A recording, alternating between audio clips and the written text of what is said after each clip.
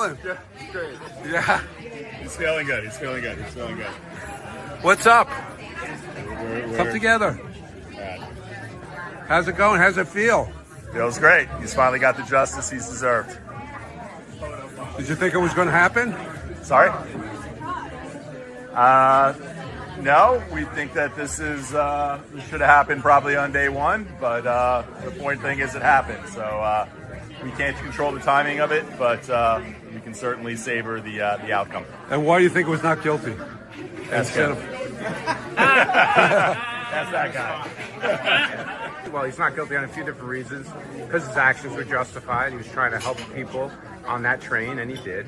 And number two, he's not responsible for the death because the death was caused by a lot of other factors that we tried to present with a lot of clarity, such as the K2 abuse and the sickling crisis, and cardiac issues. Not to mention the paranoid schizophrenia, which only added to that impact. So I'm just glad that the jury was able to truly evaluate that as a potential cause of death, and that Danny was justified in the actions that he took.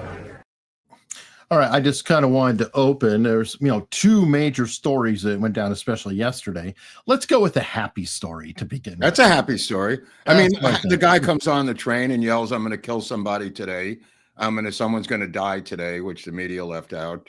They left out a lot, but that him yell and his rap sheet and his violent stuff. They just kept showing the Michael Jackson impersonation videos. As a Michael Jackson guy. He basically lived in the subway because he was a busker before that. And then obviously was schizophrenic. Obviously he's mentally ill. Obviously K2, K3, K4, whatever K he was on, which I don't really understand how that. Well, I do understand. You could take these substances and have underlying mental conditions that then exacerbate everything. Sure. I think plenty of people have taken K2 and not gotten into some death march on a subway. Absolutely. But, you're right. I think we should show that he is a Michael Jackson impersonator. Yeah, everybody forgot about that. They want to talk about, he's this wonderful, sweet performer, Michael Jackson impersonator, wonderful guy. Let's look at a demonstration of his, humanity. But sure, yeah, rainbow. Angry Michael. See you, Michael.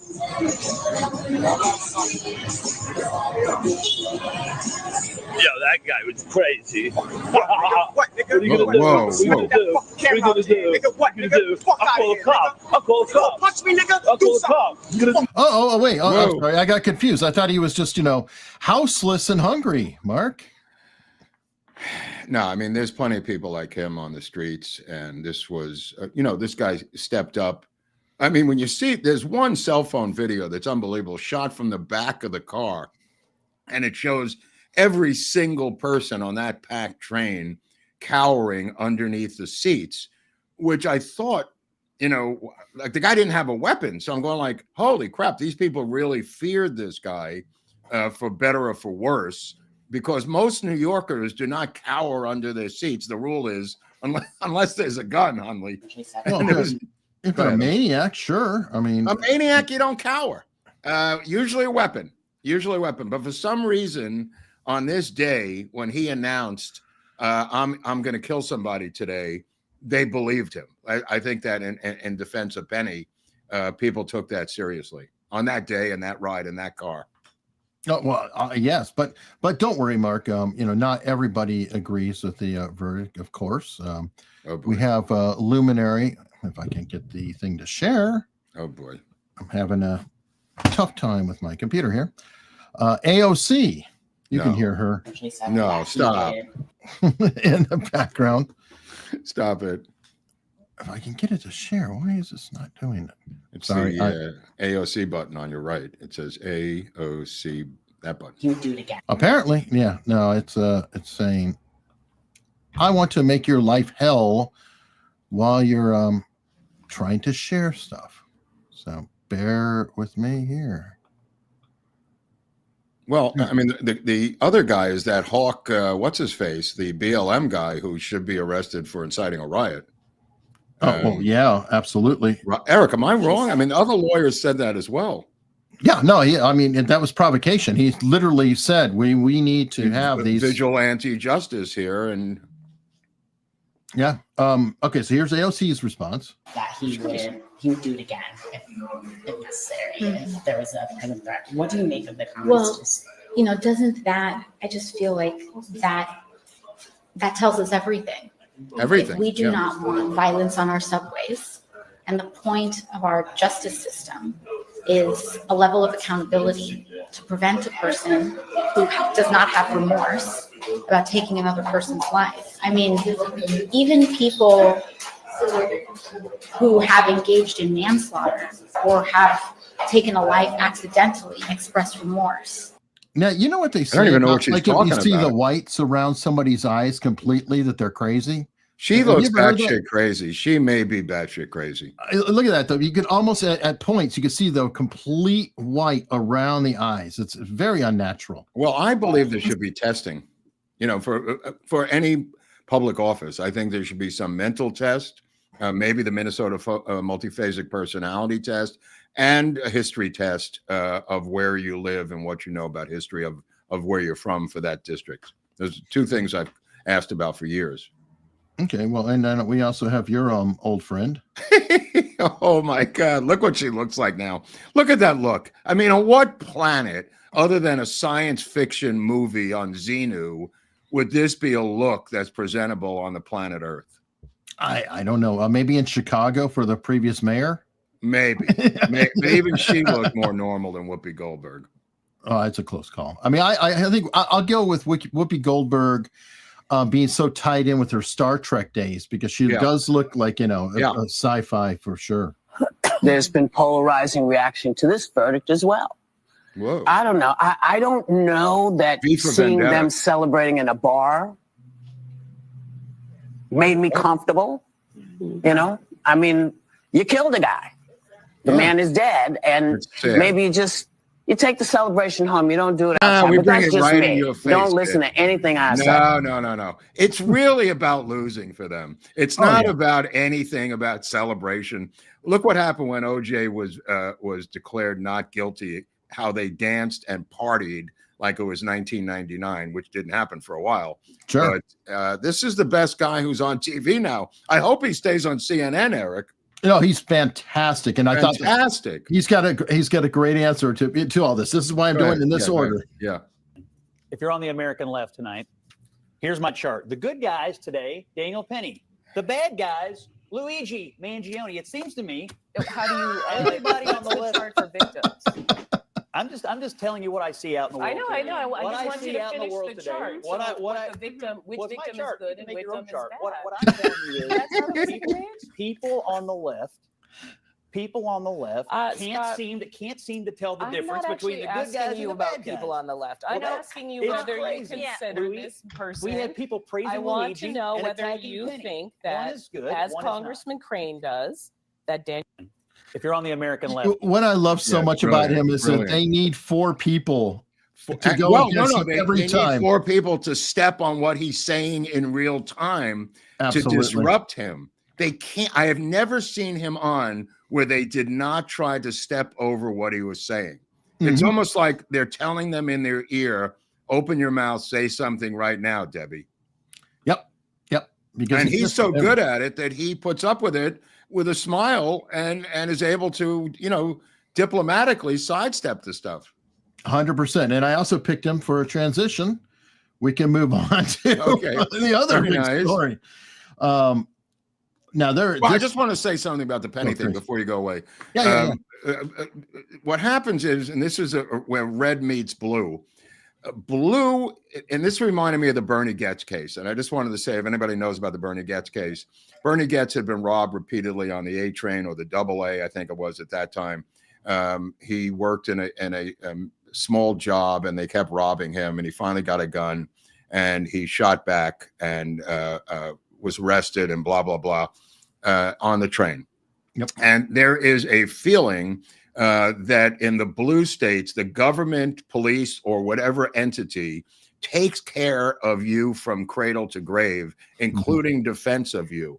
And if you come from the red world by acting red, that be meaning like individual aspects of safety, or being a person who is going to intervene and save lives, that world crashes on the subway. And this is why I mentioned the Bernie gets. It crashes in some other places. It crashes in self-defense cases. It crashes headlong in a blue city when a red person takes a red act, if that means anything, if people can understand that at home. That's what Penny did. Penny came from West Islip all the way out in Suffolk County, Long Island. I went to Amityville High School right near West Islip.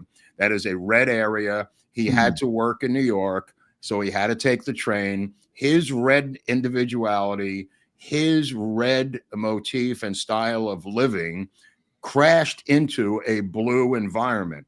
And so Alvin Bragg, whatever you think about him, representing the blue team, had no choice under the blue rules but to put him on trial for his life in the blue world.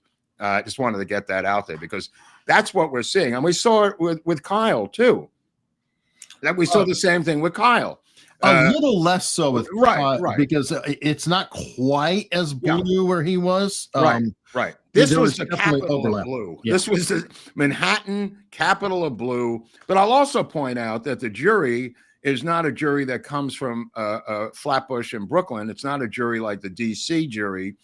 The Manhattan jury is a little bit more eclectic. And I think they were able to discern, being a Manhattan jury, as opposed to a jury from the boroughs in Brooklyn in particular, or the Bronx. I think the outcome might not have been the same for Daniel Penny. I think the outcome would have been the same if it was a Staten Island case, but it never would have happened on Staten Island. That being said, we've seen the same cases here in Los Angeles where they've asked for change of venue and had them moved out and gotten different results. I'm talking about the police beating of Rodney King that went out to Simi Valley, and they were acquitted out in Simi Valley because it wasn't inner city LA. So again, I think this is just a red-blue world crashing, and hopefully this helps to dissipate and purplize justice in these worlds, in these siloed worlds. I think 100% on that. I think that potentially, when you look at the desperation of BLM afterwards, I feel like this is the death knell of that movement, which the same thing. Cannot wait for. Between November 5th and this, all within a month and a half or so, these things are just compounding. And I do want to point out, I didn't get a chance to talk about it on a show because I haven't been on, but you and I talked about this offline. I talked with Nate about it offline. I had a theory that the judge did him a favor. Now I think that's been proven out. And this is why I thought the judge did him a favor. When they asked to drop that top charge, the judge accepted it, making probably a mistake that would get him overturned on appeal.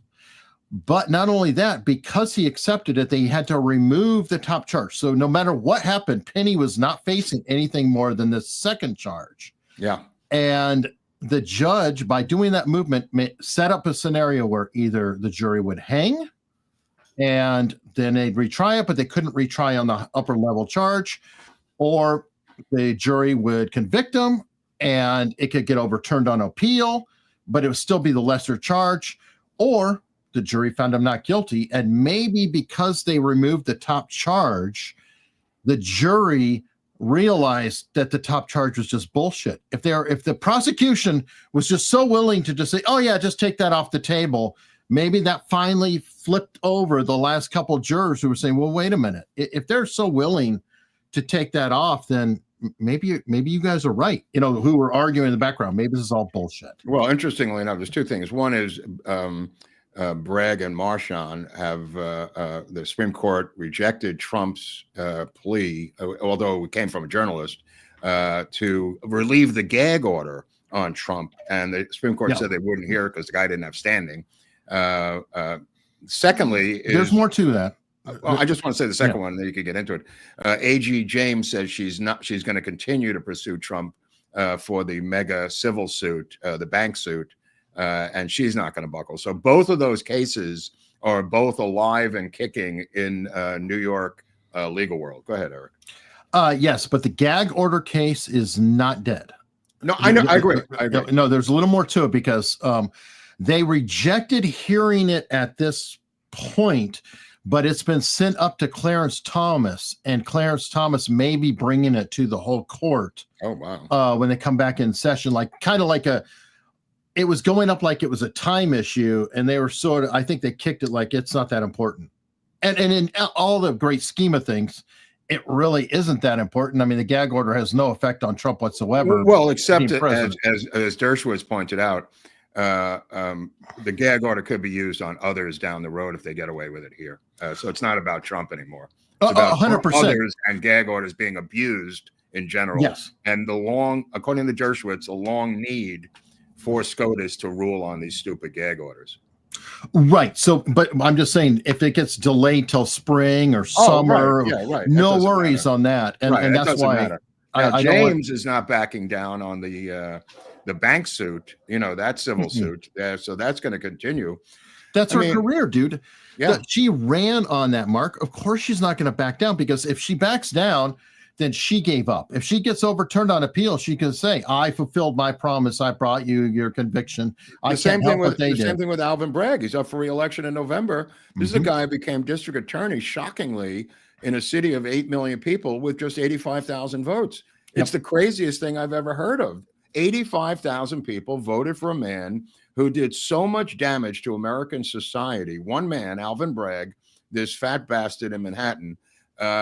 It's unbelievable that only 85,000, and the guy in the Penny case was the guy who ran against him, one of Penny's lawyers. Whoever runs against this guy from the Republican side or a moderate Democrat, the right has to come up with money and just bury this fat bastard once and for all. And that's this November.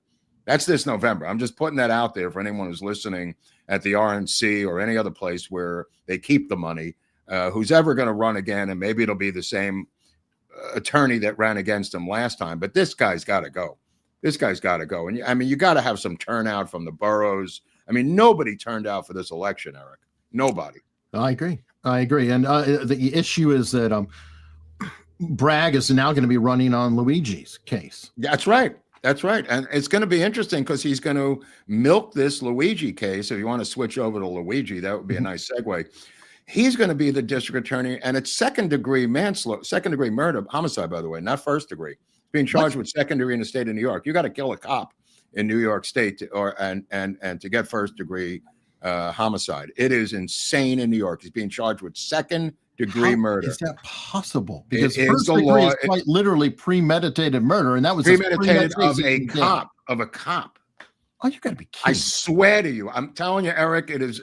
It's a New York thing. He's going to be charged with second-degree, and he was today charged with second-degree homicide.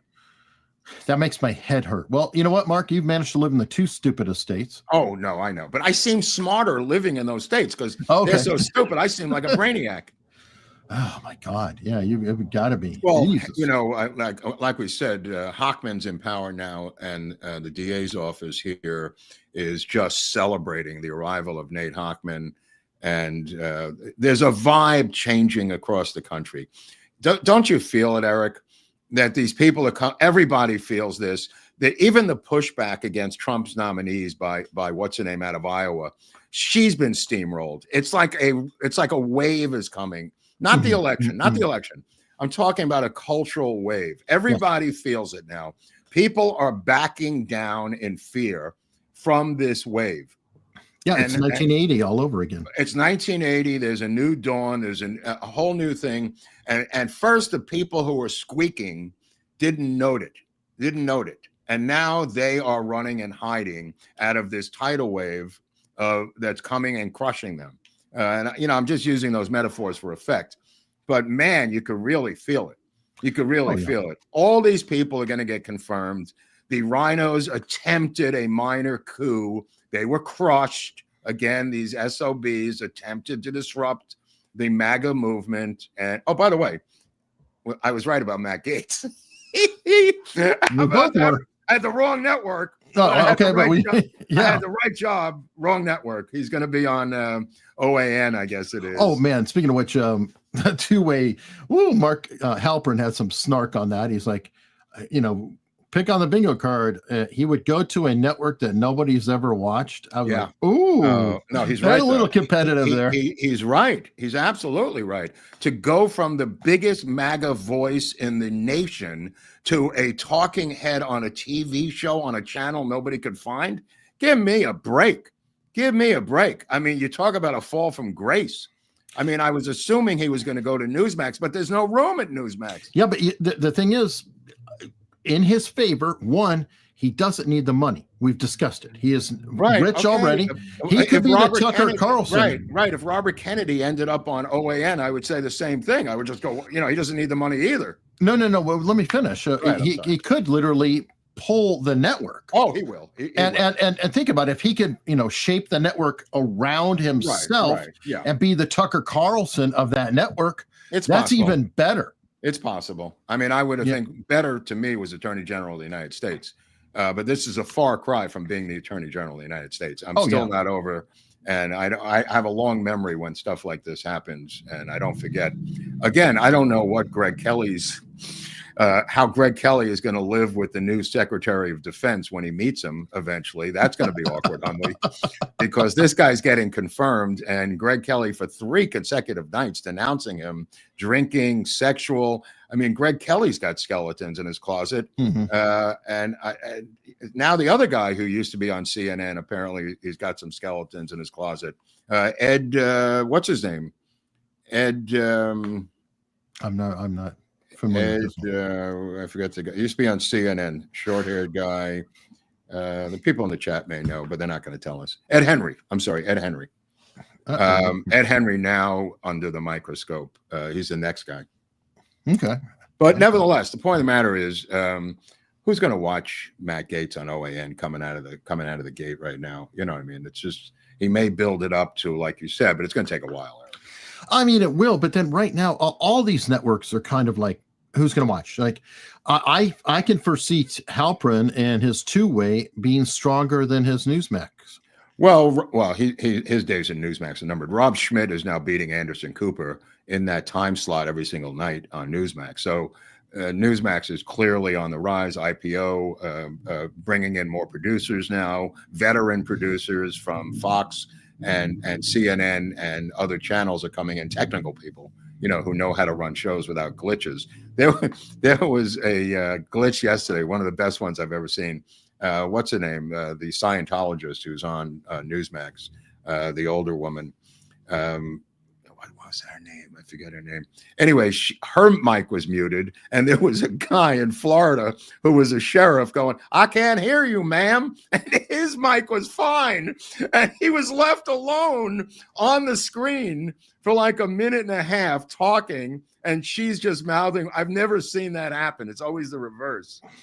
Okay. Well, by the way, don't forget News Nation is coming up as well. News Nation with Cuomo. That's another one. But by the way, both of them. Is he the face of that channel? I don't know if he's the face of it, but I just noticed that he's getting a lot more traction. It's moving along. And both of them were in the middle of nowhere. Newsmax, so OAN, don't rule it out. It's possible. Patrick Bet David had a guy on the other day, which I recommend. It's a long interview, but it's really fascinating. And it's Greta Van Susteren? Greta Van Susteren, Scientologist. That's what I was thinking of. She was muted on her own mic, and the guy was just saying, "Ma'am, I can't hear you, ma'am." I mean, it was really funny. Then they went to a commercial, came back, and they were trying to switch over to the press conference in Altoona live, and they kind of lost the whole thing. Became a shit show of technical problems. They lost the live feed. Then they were switching at 6 o'clock to the next show.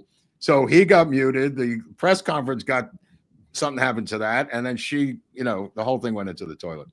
But, anyway, so Patrick Bet David, is that the guy's name? Yeah. PBD, Patrick Bet David. He had on for 2 hours, fascinating guest. If anybody wants to take a look at it, Daniel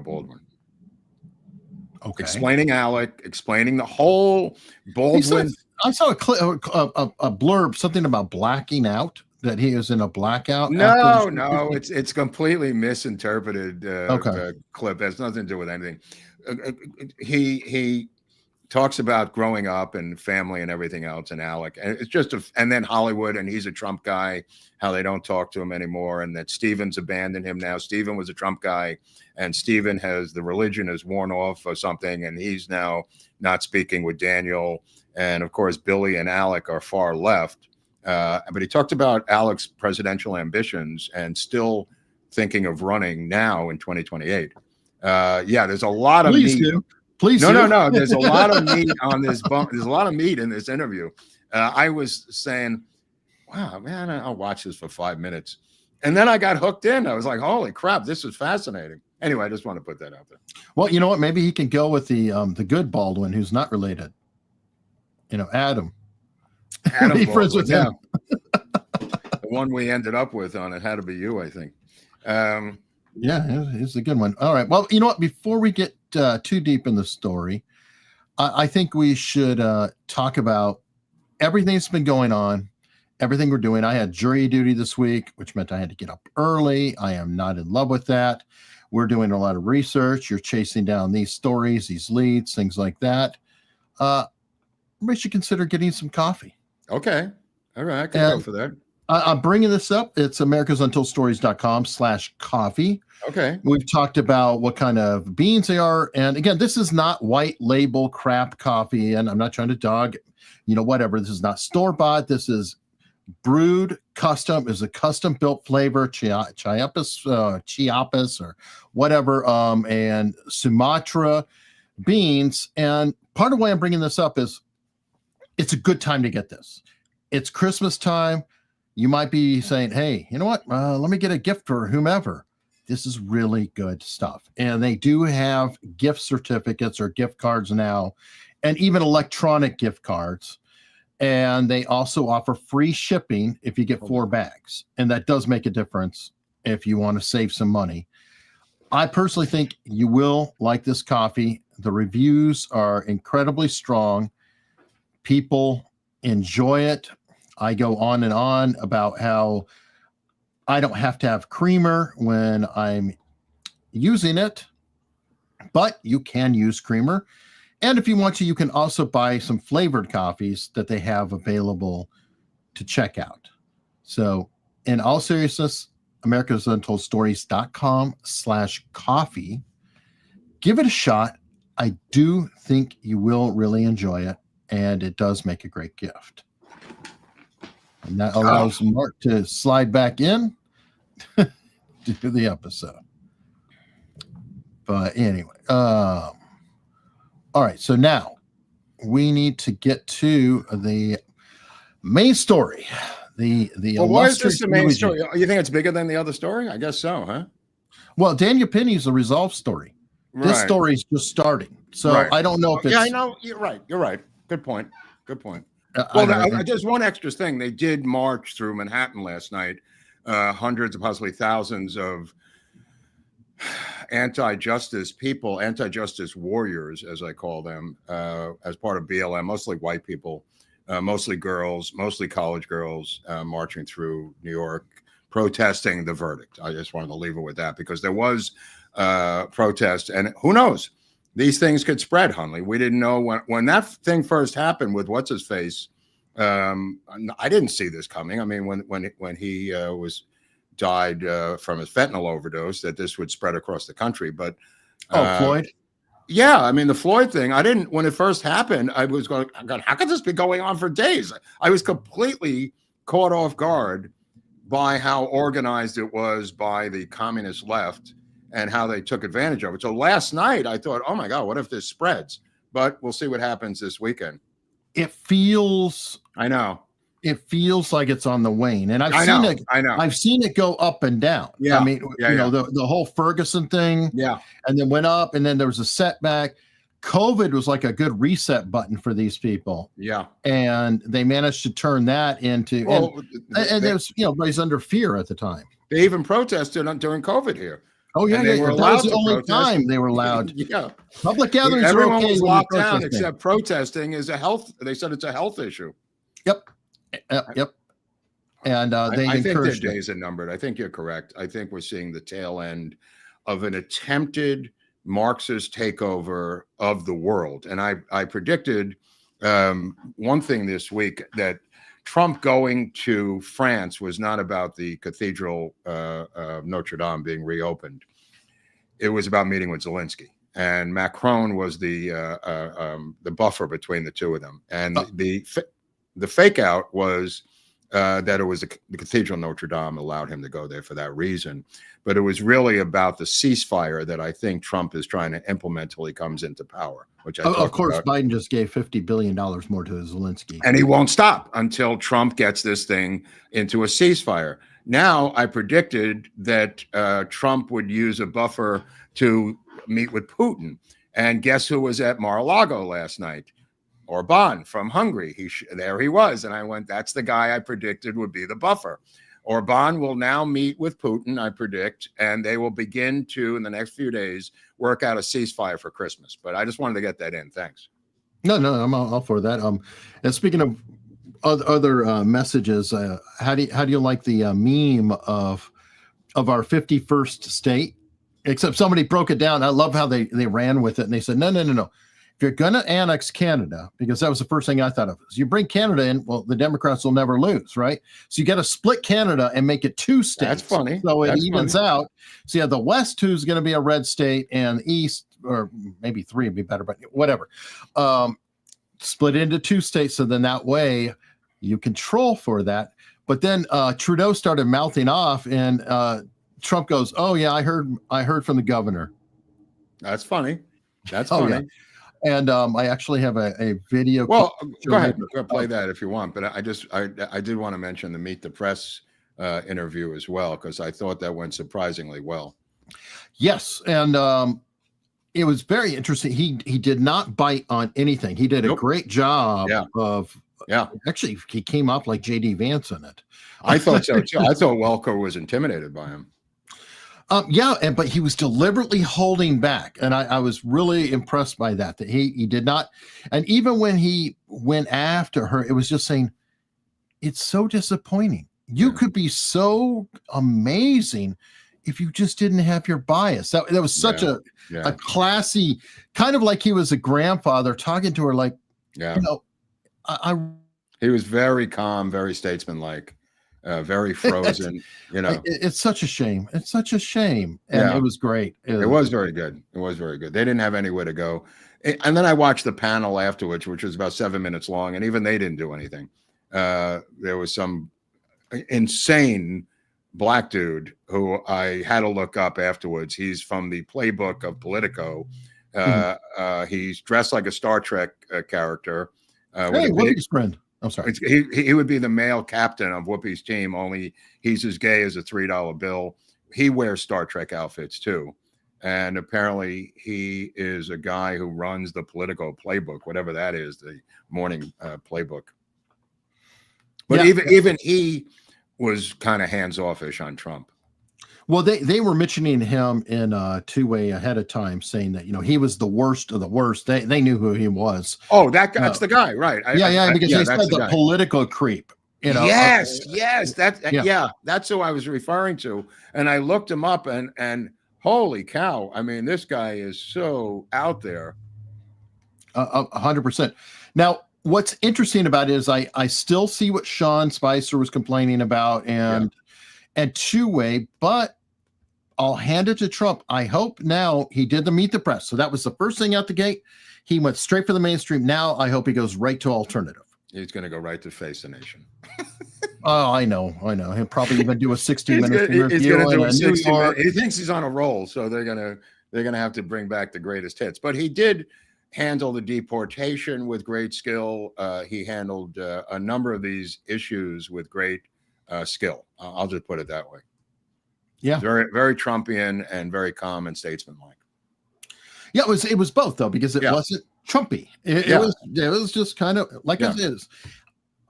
if I closed my eyes, it could have been J.D. Vance. Yeah. He was acting more like that, which. Well, people are saying he's going to act more statesman-like because of his own legacy. I think Halpern has talked about this in the second term because this is his legacy. Yep. When he hands it over to his son, Trump Jr., who now has a new squeeze down in Palm Beach, she'll be the new first lady. And man, does she look like a good-looking first lady. Poor Kimberly, man. Come on. Kimberly has bet on 2 horses, Gavin Newsom and Donald Trump Jr.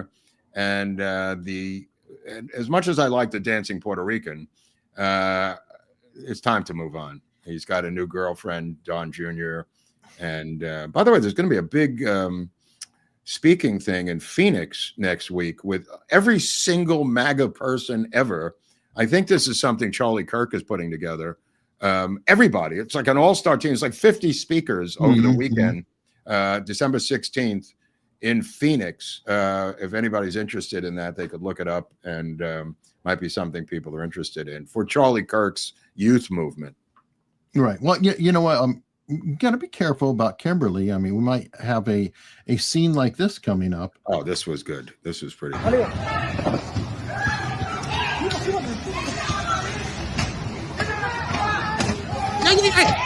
Done. Holy crap. Oh my God.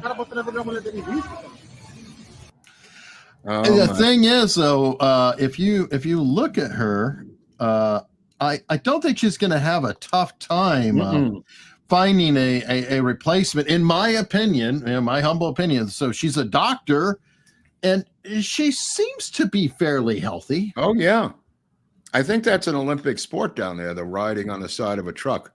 It could be, but it could be. I mean, this. Whoever this guy is, apparently he's able to discard the doctor and move on in his truck. Here he is dealing with her physically when he got out of the car. Somebody in the chat said that's why I don't have running boards. That's funny. That's funny.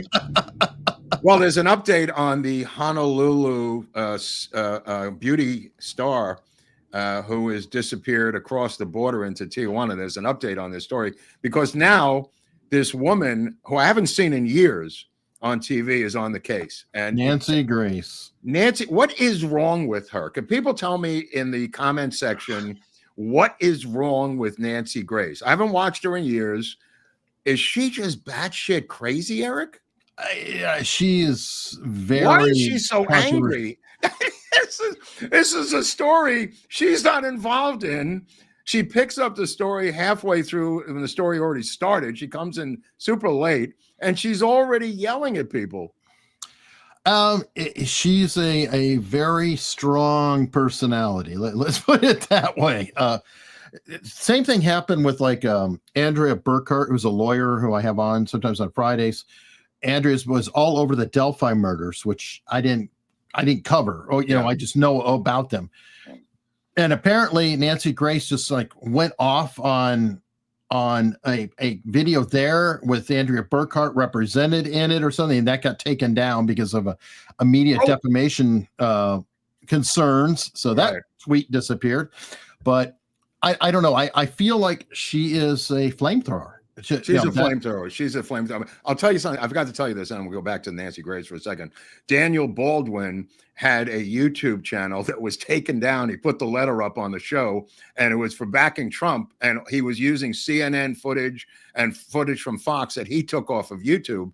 And he went into a battle with them, and he put the letters up on the screen that was sent to him from YouTube, Eric. It's really a fascinating part of the episode from a YouTuber's point of view. And they just kiboshed him. They just said, "You're done, bro." And for no reason at all other than endorsing Trump. Kind of an interesting thing. But getting back to Nancy Grace, there's an update in the missing Hawaiian beauty girl story. As you recall, she pulled into LAX on a flight, missed her connecting flight to New York. Her ex-boyfriend went to New York. The baggage went to New York. She went around LA for a couple of days, paid some fortune tellers through Venmo for some palm readings, then was seen with a guy. The guy has now come forward. She slept in the the train station downtown LA on a wooden bench with him on an adjoining bench. They stayed up and talked all night. He said she was just talking about her life. She got on a bus that morning and went to Tijuana, and he never saw her again. But that guy seemed like a legit nice guy. Okay, so the story that is now breaking, there's two parts of this story. One is she is a victim of an Argentinian green card marriage scam. That's why Nancy Grace went crazy. I don't know, must be some trigger to Nancy Grace. Apparently, it was a green card scam where she was the victim and they cleaned out her bank account. So in other words, it was a phony green card scam. Right. Right. It was a phony green card scam. They cleaned her out of all her money, and the guy's in Argentina. Okay. Yep. Number two is, and this is from other sources, not to do with Nancy Grace. Number two is she was seen in a gentleman's club dancing down in Tijuana now. Ooh. And nobody's got that report. Nobody's got that report.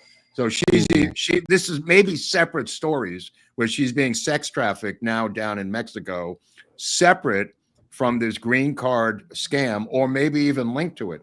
But so she is last seen in this gentleman's club in Tijuana. Wow. Yeah. Okay. Just an update on that. Yeah, we'll see how that works. Well, let's go to Luigi, because like you said, the Luigi thing. All right. Well, here is the latest that I've seen of Luigi himself. Right. Now, you see that little cop, the little black woman cop right there? Not yet. Okay. She's on the left. You just showed her when you just passed her. If you go back an inch. There she is. There she is. They're going to she's going to move in now. Watch when she moves in. Go ahead. She's going to move in and try to take charge of him. Look at this. And she tries to get him against the wall, and he almost breaks away. 6 cops have to rush in and grab the guy. That's how aggressive he just got. And he yelled out something about the intelligence of the, yeah. Yep. Well, I'll go back so we can hear that. Go back there again, because it's really interesting that they. Intelligence of the American people and lived experience. Okay, watch how she moves in. Of all the 6 giant men there, this little tiny woman ends up being the handler of this guy. He's pretty big. He's taller than the other cops, and he's ripped. He's ripped. And play it again. Watch what happens. Like he turns her over to her. And the insult to the intelligence of the American people and lived experience. It could have gone bad, but luckily this guy holding the door could have been the one holding. Absolutely. It was so stupid. I've seen this happen so many times. And the reason I mention this is because of Shapiro, the governor of Pennsylvania, who couldn't get enough screen time yesterday in that presser in Altoona. I watched the full presser, and this mutt is standing slightly off of the podium trying to direct traffic, but he can't direct traffic of the New York cops who drove at 80 miles an hour for 300 miles from New York to Altoona to go down there for the arraignment. So he couldn't control them, but he was controlling his own hand-picked people on the podium. If any more cops got on that podium, it would have collapsed yesterday, Eric. There must have been 75 people on that podium for the press conference yesterday. But the one who arrests him comes up smiling with a red face. He's a rookie who's been on the job for 6 months, and everyone was trying to suppress smirks. And I've been dealing with our police correspondent of America's Untold Stories, our police correspondent, Al Gonzalez, working out of New Jersey, who says you never forget your first collar. And this kid, 6 months on the job, collars the most hunted man in America, and he couldn't stop smiling. And the chief is trying to be serious. They're trying to put, the uber serious faces on. We've stopped them and we've caught them, and people can be safe. People can be safe face. And then there was a big black guy who's some sort of stooge working for the commissioner in New York. I mean, we need this police correspondent for America's Untold Stories. Okay, let's get back to Luigi now, because this is getting fascinating, Hunley. Yeah, 100%. There's a lot going on. There's multi layers to the story that make it fascinating. I mean, his story is fascinating, but almost equally fascinating is the reaction to him. That there are people who are celebrating this guy. We have the Taylor Lorenz, who is in my opinion, despicable human being anyway. So it's kind of like, okay, she happens to like him. I personally have asked the question that, when is she and Destiny, the famous Twitch guy, when are they going to be in a relationship? Because they're perfect for each other. Destiny is famously the guy who came out when Corey Campanor got shot and bragged about how great that was, with the Trump thing. I don't know who that is, but I know who she is, and I don't understand why she's celebrating this. Well, yeah, and what is it? What is it to celebrate? I don't get it. Well, and it's not any clearer if you watch her on Piers Morgan. He was even just disgusted with her. I don't get it. I don't get what they're getting at. She is a lefty nut. And, she literally said that she felt joyful when she found out the guy was murdered. Wow. That's so dark, bro. You got to be banned from media for that. You can't. I mean, everybody's got a voice and everybody could say whatever they want, but you got to hang that social noose around her head. Come on. Oh, no, I totally. I mean, I don't get it. I don't get it. I mean, you could come out and say that, there's a lot of problems, but, with somebody, I listened to Bongino the other day, and he said how ironic it was that Obamacare has led to us being 46th in the world in longevity and with the most expensive healthcare in the world. And this was a leftist program by Obama that is now being criticized by the left. Check this out, though. Go ahead. There's a perfect parallel to that. Wasn't the Department of Education created by Jimmy Carter, and it took us from number 1 in education to approximately number 46 in the world? Yeah. I'll tell you another one. New York and California, when I was growing up, were 1 and 2 every year in education as states. California is now down by Mississippi and Alabama because of 2 to 4 million illegal aliens who came in and don't even speak English. New York still number 1. California now, I think, like 46th or something. Well, okay, you could cure half of it just because they shove people through. It's like when I went to school, they had this thing called expelling. That's a pipeline of the penitentiary, Hunley. Okay. That's fine. They call it a pipeline of the penitentiary. Actually, when I grew up, it was called a pipeline to ditch digging. Oh, that's pipes. You got to lay pipe in the ditch. That's right. And you know what? Still got a pipeline in there. There is a pipe in there. That's right. I want to keep it consistent, but that's very consistent, bro. That is what happened, and it sucked. And you know what happened? People would dig ditches and go, "Oh my God, this shit sucks," and then they would go get a GED and they go straighten it out, and then maybe improve on life. Maybe they wouldn't. But you wouldn't just coddle them and put them in and keep them there, which drains the system. It drags everybody else down. And you've got a problem. Look, I'm trying to figure out this Luigi case. He goes to McDonald's and he takes a bus apparently from New York, from that bus station, 178th Street, and goes straight to Altoona. Although they claimed yesterday he'd gone to Philly and made 6 or 7 stops en route to Altoona. There's some dispute about that. But nevertheless, he ends up eating hash browns in McDonald's. He's seen by Larry. This is Larry. Larry goes up to the counter and says that I think this guy, because he lowered his mask, as Eric and I were talking about before the show, he lowered his mask to eat the McDonald's corporate death hash browns. And this Larry goes up, and I think Larry and the employee should split the 50 grand out of New York. Okay? According to Larry, the employee, I think, did it. Here, we can check it out. Okay, go ahead. Oh, I didn't really see a whole lot. I mean, a group of us are here every day, and one of my friends, and I thought he was kidding. When the shooter, I'm assuming was the shooter who they made the arrest on. See, by the way, notice he's a responsible person. Unlike every journalist out there, he actually said, "I assume it is." Right, the journalist can't say allegedly. I just want to point that out. All Very journalists can learn from him. Right. Came in, he made a comment But that looks like the shooter from New York. But I thought he was, the group of us, I thought it was more of a joke. And we were kidding about it. But then, as it turned out, it was him. And like I said, the employee that thought it was him that I guess started the initial investigation on it.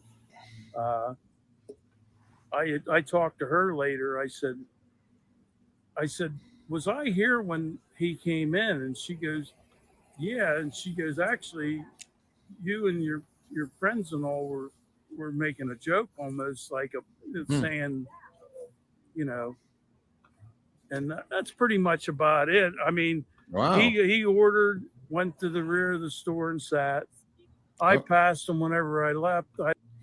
Wow, that's a good story by Larry. Larry should not quit his day job, whatever that is. No. Storytelling is not Larry's forte. But yeah, there's the mask. And then he pulls it down to eat the stuff, right?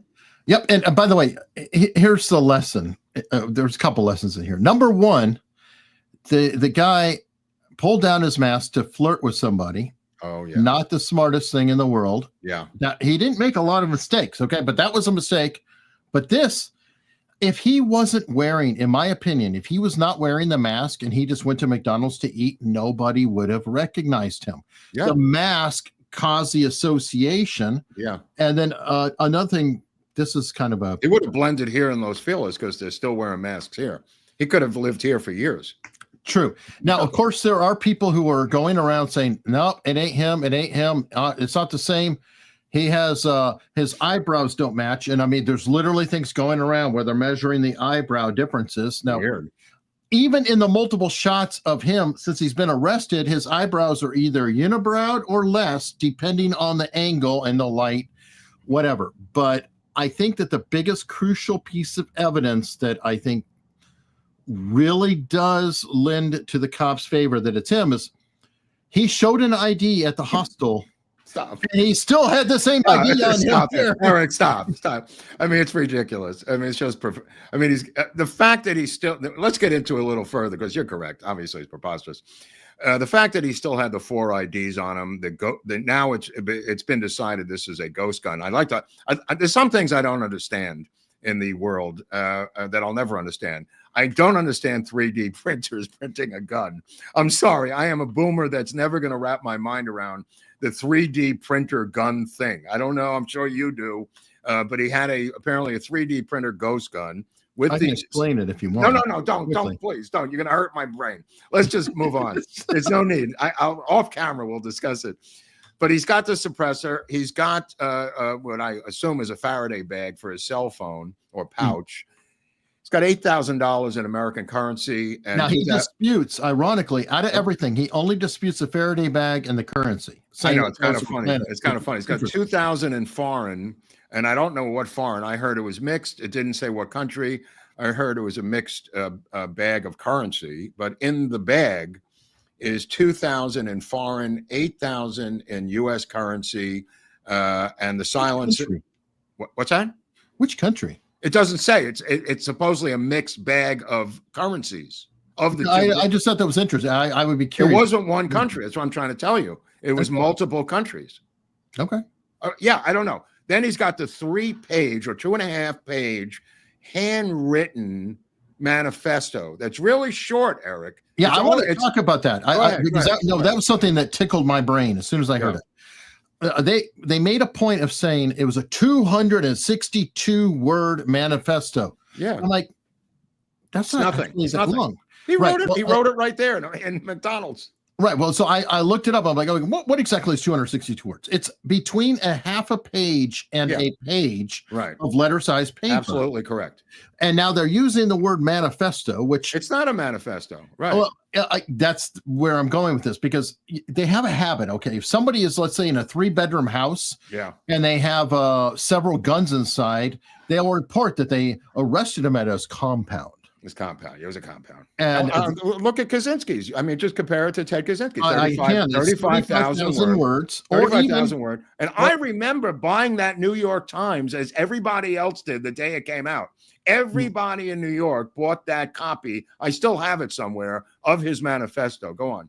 Yeah. Oh, not only that, I'll go even more recent.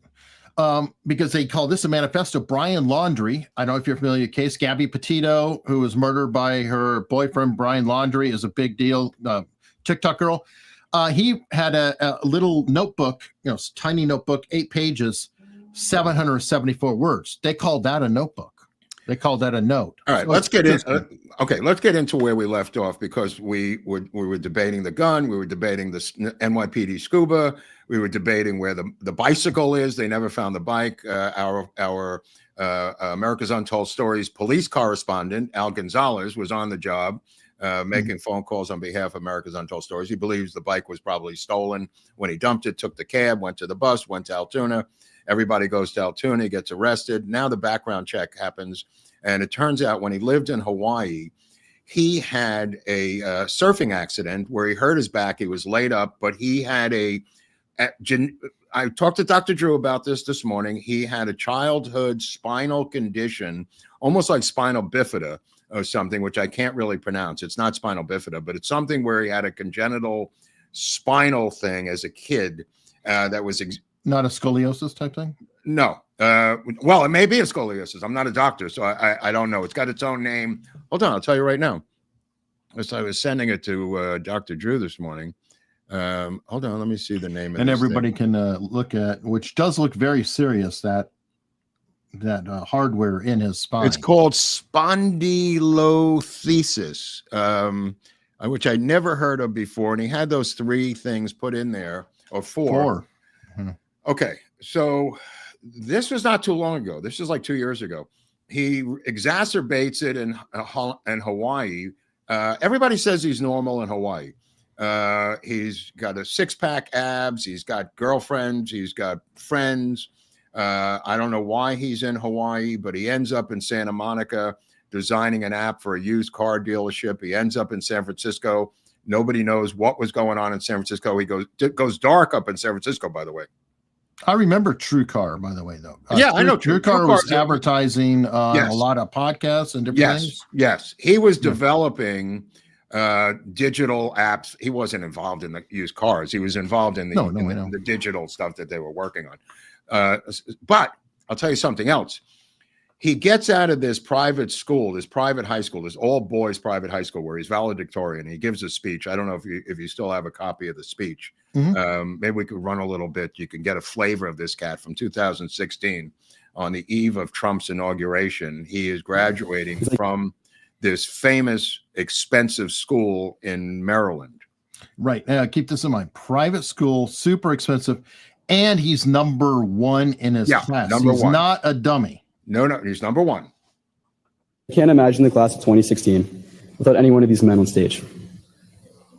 Further, thank you for all the time and love you've put into our lives. You've instilled values in us, fed and clothed us, and simply been there for us every step of the way. I'd also like to thank every Gilman teacher and faculty member here today throughout all 3 divisions of the school. While the events and accomplishments I've mentioned in the speech are meant to highlight the imagination and courage of the class of 2016, these occurrences also drew heavily from your efforts. Our imagination draws from your inspiration, and our courage largely depends on your encouragement in the classroom, on the fields, and on the stage. So parents and faculty, thank you for all you have done for us. Today is as much an achievement for you as it is for us. As I conclude my speech, I have to remember that a valedictory, by definition, is a farewell. We seniors have been hiding from it all year, and I've even been avoiding it in my speech. But now it's time to face the truth. Our time as Gilman students has come to an end. Oh my God. And so is this video. But the point of the matter is, like Hunley pointed out, this is an uber expensive school in Maryland. His family goes back to the grandfather who was born in Little Italy in Baltimore and as a bricklayer. the grandfather, Eric. He works his way up to buying some estates that he worked on, and then getting into later on expanding their portfolio into nursing homes. So they rehab facilities, yeah, they have a chain nursing of homes. Lorraine, I think it was. They took their name off it yesterday, very quickly in the middle of the night. The Mangione name, and look. They're not run very well. They have bad ratings, but I don't really connect personally nursing homes to big pharma. You know, in my mind, I don't connect, United Healthcare to a nursing home, not necessarily. You know what I mean? Well, there's direct links there because of insurance for claims to stay there. Let me respond to that. Almost 99.9% of them are covered by Medicare. Okay, what about the rehab facilities? No, I don't know. I'm just saying it's basically a nursing home chain, right? It is nursing home and rehab facilities. Right. They kind of go hand in hand. They do. And also, while Medicare's covering it, you've heard of all the Medicare supplement stuff. So Medicare I get it. But I'm just going to address that in a second because this is part of the family's portfolio. So this kid stood to inherit a big portion of this. They divided up. They had like 10 kids. Everybody got 10% of everything. There's a lot of money to go around in this estate. He volunteered and worked there as a kid. He also, and more importantly to me, was at 2 Spook centers in the United States. One is Stanford University on the West Coast, and then San Francisco. What he was doing there, nobody can explain. Stanford is a Spook center out of that university, and then of course San Francisco is a Spook center. Something happened at those 2 places because up until that time, especially San Francisco, every roommate said this guy was totally normal. Oh yeah. Am I wrong or no? They said. I mean, the narrative I have seen is not only normal but a really good guy. Yes, he's very well liked. Yes. And this is recent. Really, the surgery is a year ago. Right. Apparently, when his back went, he went nuts. That's the narrative. He didn't need the insurance. He paid in cash out of pocket. They don't need the money. This is not a financial problem for him. It's not a personal vendetta in terms of knowing the CEO. He doesn't know the CEO. It's almost like he randomly picked the CEO to retaliate. And in other words, it's not like I couldn't get the heart transplant and my uncle died. You know what I mean? It's not that story. It's not that story. No. There is some questions though, and I've been seeing people digging into it, but I haven't found a conclusive thing. But tying the Pelosi's to this situation, to the United Healthcare, that $150 million scam, his family could be tied to it. The Nancy Pelosi's out of Baltimore. Anyway, there's a lot of these little dots. I know there's a lot of dots here, but I'm not going to go in. He just got arrested yesterday, for Christ's sakes. Yeah. I can't solve this thing overnight, but there are a lot of dots. Eric, yeah, maybe. I mean, I was on it all day yesterday. I mean, there's a lot of dots, and we can't connect them all. Obviously, the Pelosi dots out of Baltimore and San Francisco. You've got the guy who was killed, who was about to testify, was being investigated for SEC violations of pump and dump of the stock. You got that situation. I mean, as I said, you had that leftist group out of Minnesota that was having die-ins and protesting, that Marxist group that was targeting and threatening the executives out of Minnesota. That's another situation up there. I mean, there's a lot of dots here, Eric. I agree. By the way, a lot of dots. The People's Action Institute. Anyway, he goes dark, and the mother, this is 6 months ago, the mother sends out an email to all his friends saying, "Have you seen Luigi?" The mother, right? Nobody says we've seen him. This is 6 months ago. So he either goes underground to begin his rehearsal for this assassination, or something happened to him to trigger this in San Francisco. Now we know from O'Neill. By the way, what's that? It's not only his mother, because his Twitter timeline. Yeah, people were doing searches on that, and there were all kinds of people that were saying, "Hey, are you okay?" Right? No, right. Absolutely. Yeah, because he's got a lot of messages. This is not a loner. This is not a lone nut. This is a very social kid who apparently, because of the back injury, according to his roommate in Hawaii, could not have sex anymore because it hurt too bad. So he's angry about that. I was talking to Eric yesterday or sometime the day before that he might have gotten into opiates for the back injury. That was my question. Yeah. Right. Now, what I have found is when people get into opiates, they are, in terms of healthcare, in terms of the healthcare industry and big pharma, they are invariably at some point cut off or have a dosage that's not increased. And they are infuriated. They are some of the angriest people in America who I've read comments from to me explaining their situation to me in the healthcare business. I'm not that I'm in the healthcare business, but in the drug recovery industry, where they have been either cut off, or not had their dosages increased. That anger is palpable. What happens is they will then go to the street, supplement it with heroin, the opiate of choice, which will lead to either fentanyl, as we now know, and supplemented possibly by meth, to get energy, because the opiate is such a downer that a lot of people will supplement that with meth, which is an amphetamine, to allow you to function. So they go hand in hand like peanut butter and jelly. He's also a gamer. And in my anecdotal experience, gamers and meth, drugs, not all gamers, of course. I'm just talking about ones that I had to deal with, Adderall kids who turned out to be gamers, and they started the Adderall in 5th grade. I would not be surprised if this was an Adderall kid from an early period of time, Eric. Well, a lot of high-performing kids, and you can correct me if I'm wrong, private school are way into Adderall, and it's so competitive in that environment. So this kid's number one. I mean, literally. The reason I'm mentioning meth and I'm mentioning this as a possibility, because the anger that generates, the violent anger, is the only thing that I could think of that would trigger this kid to go over the edge and become a killer. He's got no history of violence. He's got no arrests. He's got no fights.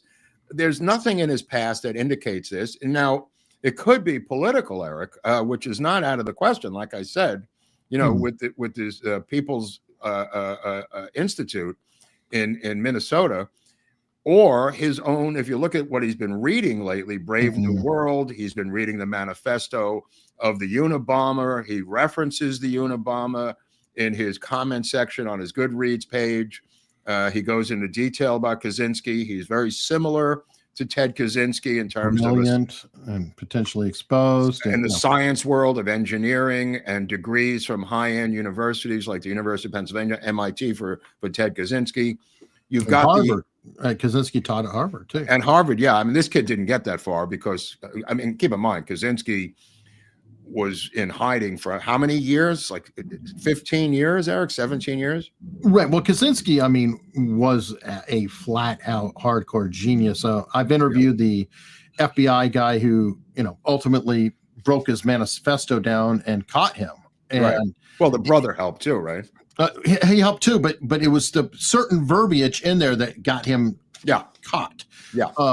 What I love though is Jim Fitzgerald, and that's the FBI guy, said it so well. He said that Kaczynski was the most brilliant author he had ever seen, his writing, everything else, who happened to like to mail bombs to people and kill them. So it's kind of there's both ends of that. But it is political. I mean, in terms of Kaczynski and this kid. The question is, this is so recent. In other words, he has got to flip out within 9 months previous to this. He then has to go underground, begin to become a gun expert, quote unquote, sort of. He has to plot out, find a guy. He targets this guy from the life insurance company, the health insurance company. He targets him, and then he's got to use his brain to figure out how to kill him, Eric, which is no easy task. The guy going to New York, the guy coming out of one of 4 exits, the time the guy comes out, the fact that he's got no bodyguards, Eric. This is why I'm looking for another person. He says in the manifesto, by the way, I acted alone. No, I'm just saying. He wrote that. that this was not about money. I acted alone, and he put that in there, and there's no other targets. Okay, that could be true. That could very well be true. He was talking to himself in the courtroom today. He may have just flipped out, but he operated with such brainiac precision that it seems not likely that he completely flipped out. I mean, you saw that rant we played at the beginning of the show, yes, where he yells out, this is an insult to the American people, whatever his political thing is. Hopefully we'll get to hear about it in court. You know, they also said that when he was picked up that he was like, you know, really quivering or something. And then there was a shot, and I'm not trying to make fun of it or whatever, but it did look like he wet himself. If you look at the picture in the blue jeans, there's traces of it. Looks like he was under might have. stress. He very well might have. But I mean, the fact that he kept that stuff on him, on his person, indicates to me that he wanted to be caught, or he had another target somewhere in Pennsylvania. Or he was sloppy at that point. I don't know. But he's a brainiac who figured out this entire thing. It doesn't seem like sloppy could possibly enter into it. It's either he wants to be caught with everything on him, saying, yes, I did this, which is what he says in the manifesto. The manifesto is the reason that Miller from NYP, FBI agent Miller, used to be on ABC News. He's a spokesperson now. The reason Miller didn't read the rest of the manifesto is because it's his confession. He's going to read it, and they're going to read it in open court. I mean, this case is a slam dunk. But the question is, why? Why did he do this, Eric? I know. By the way, there's 2 other quote manifestos too, so watch out for that. Okay. There's a lot. No, I'm just saying that, and we don't even know if they're real. They're probably fake. Then there's a YouTube channel that came up. That, you know, again, with the YouTube channel, I can schedule a video, and apparently, you know, there's video scheduled that had a countdown. Oh, wow. And it was saying, if you are seeing this, I've been arrested. Okay. And then, of course, YouTube took it down. Right. But I don't know. I mean, I really don't know. And by the way, the question on that, where he's ranting and stuff like this, could he be ranting because he doesn't have access to drugs and he's still in a habit? Yeah. I thought the same thing. He immediately has a lawyer in there. The lawyer said he was wearing the mask because he had a fear of COVID. I don't know what that has to do with anything, but the question is why. And everybody could put in the comments down below what you think the why is, because that's the only thing that matters now in my mind. Why did he do this?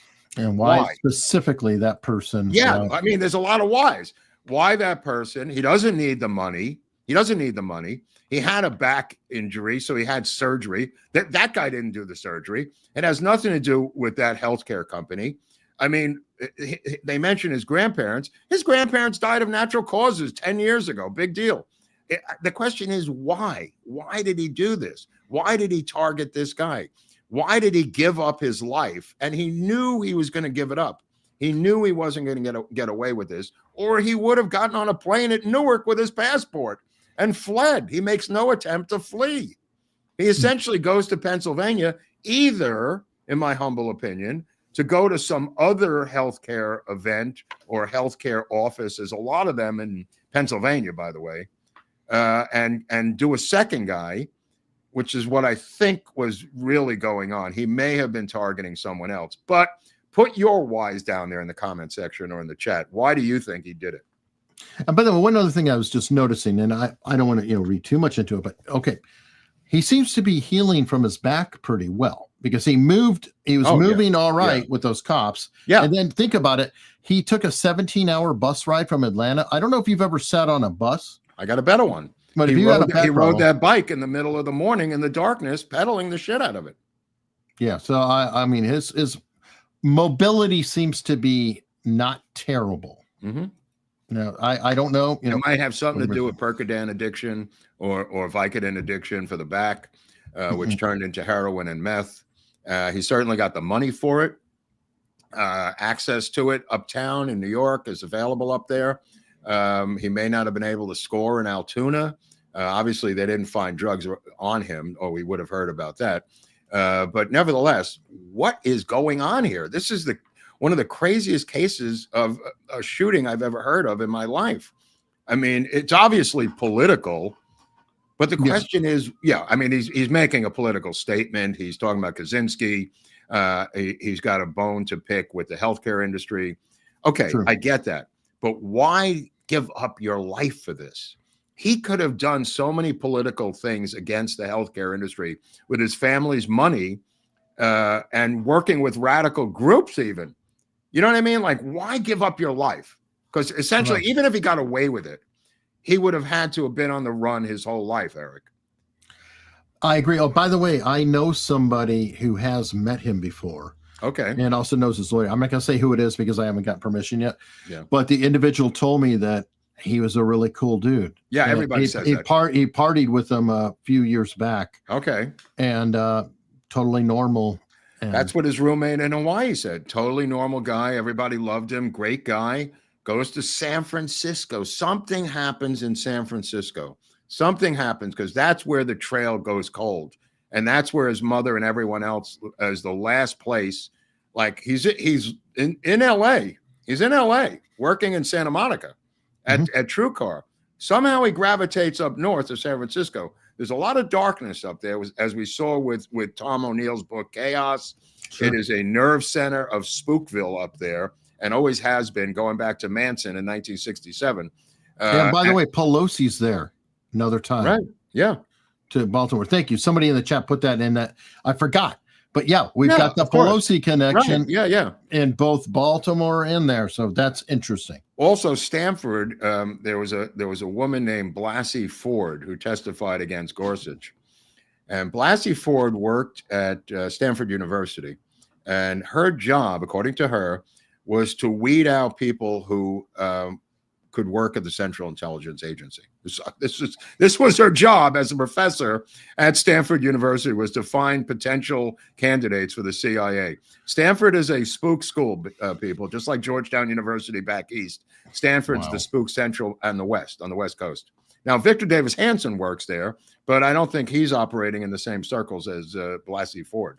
He's like the last of like Stanford 40 years ago. Yeah. With some normality. Okay. By the way, we've got his family connections with his cousin here. I didn't know if you wanted to get into this. Well, I'm going to get into this right now because, like I said to you before the show, Dan Bongino knows this guy. They're very close. They're on the same radio channel. The family owns the radio station, by the way, in case people are interested. The family has media assets, including radio. This guy who's in the House Delegates of Maryland as a state senator or something, it also has a radio show. And he's a conservative Republican, and he's on, Shapiro's on there, Bongino's on there, Bill O'Reilly's part of Salem or something? Or? No, it's their own thing, I think. Well, I mean, if they're on there, then they're a channel. They may own the station, but they're part of a network. Well, it's syndicated, right? So I don't know what it is, but I think this is the family-owned channel, and WCBM, by the way, he owns it. He's the station manager too. Nice. Yeah. No, I know, but I'm saying he's also a politician who's in the House of Delegates. Anyway, what I'm saying is Bongino admitted yesterday that when he saw the kid, even with the mask, it reminded him of this guy, but he didn't have the wherewithal to say anything. It was too bizarre. And he admitted that was his first idea, was not that this was the guy, but it reminded him the look of this guy. Mm-hmm. Isn't that weird? Well, if you look at this picture and, cover the bottom half, there's definite similarity there. I know. And in that one shot, of him flirting, he's genuinely flirting. He's got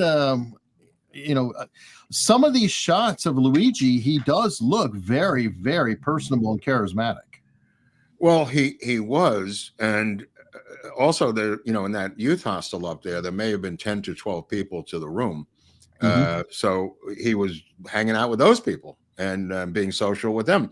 The point is, this is not a lone nut. That's the point I think I'm driving at here.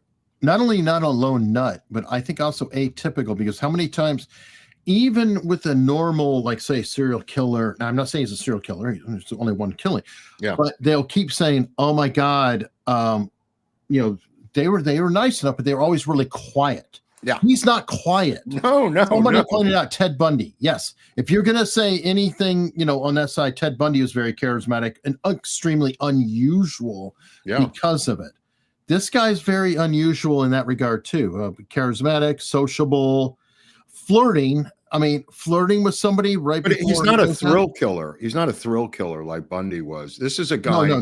They're not comparable on that. I meant personality-wise. Yeah. That's all. No other comparison. I don't want that. Right. Well, they're both handsome, and don't forget, Ted Bundy was being groomed to be a Republican senator. Yep. And this guy obviously has Republican politicians in his family. Yeah, he does. I mean, the Pelosi's are on the Democratic side. This family's on the Republican side. Every single one of them's a Republican. So, not except for him. I don't think he is. I think this kid is about as far left as you could get in terms of at least his reading and statements and everything else that's come out. So I don't know what to make of that. The question is, why did he? Well, I can tell you what to make of that. How often do you have a kid that rebels against? Oh yeah, no, I agree. Yeah, I agree with that. Absolutely. That's not that far fetched. But to give up your life for this, Eric, to give up your life without any dog in the hunt, like he didn't kill your mother. It's out there, bro. It's really out there. Well, I hope we get to learn more. Right. And this is day one. This is day one. So yeah, this is day one. Okay. We did that. We could talk about Luigi on Friday also, because we'll have more information. Sure. But if you have some comments, or if you like the show, hit the like button. But I'm more interested in the comments, what people's take is on this thing in the chat or in the comment section. Why you think this kid did this when he had everything going for him as a valedictorian. I definitely love the comments, but I'm gonna push back on Mark. I like to like and I like to subscribe. So if you want to really help us out, hit that subscribe button if you haven't done it. Right? No, I know. For an hour and 21 minutes. Yeah. Come on now. Come on. He's right. He's right. Again, there's a lot of people who are losers who do this stuff. I say loser, I mean socially a loser. This is the opposite. This kid is the top of his class. And I'm not talking about 30 years ago. I'm talking about 30 months ago. It's crazy what this kid did. Well, I want to see, one, if he has a habit, that could explain a lot of his erratic stuff going on right now. I want to see, though, if he is going to be like a James Holmes, where he did want to get caught because he wanted the glory. Yeah. Because somebody made the comment, I think it was Tim Pool, that he was, quote unquote, an incel because of his back injury. I heard that too. Involuntary celibate. But he's got girls all over him, Eric. Every photo. Well, he did. He did. I don't know. But James Holmes on that, there is a certain amount of glory. Like maybe he is trying to attract Taylor Lorenz. She's very in love with what he did, it seems. I don't know. He's 26 years old, and this thing happened within the last year to 16 months. So, I'm talking about the surgery and what's going on. So this guy obviously has girls. He's got friends. He's social. Every picture is him with 15 people. Everybody speaks highly of him. And then the surgery. And then I believe the only thing that makes sense is opiate addiction. It's the only thing that makes sense. His personality had to change. That's why I asked you. I thought, that is a really typical course of an addict, right? They have a very serious injury. They get on the painkillers too long. Especially the back injury. Yeah. Yeah. Yeah. All right. Well, let's switch over. Okay, go ahead. Another story to cover. This is breaking this afternoon. Mitch McConnell. Talk about back injuries. Holy crap. He's going to be on Vikes now. Yeah. Well, he apparently took a dump. And well, you don't mean dump like going to the toilet. No. You mean he took spill. Right. Okay, I'm had sorry. a fall, a spill. When you say he took a dump, that's got a different connotation. That's a regional term. I don't know. Anyway, and we've got the pattern behavior. Does he take the spill right here? No. Oh, okay. This is just showing you what this guy is. Oh, this is a frozen McConnell. Yeah, he's got dude. Let me tell you something. These people, and McConnell's part of this, love power so much that they could literally be weekend at Bernied and still not leave their job. What is it about this job that will not let you leave other than in a casket? How good is this job? I have a feeling, and I could be wrong, that if you've done so many corrupt things and so many evil things, right? If you leave, you're vulnerable. That they can come for you.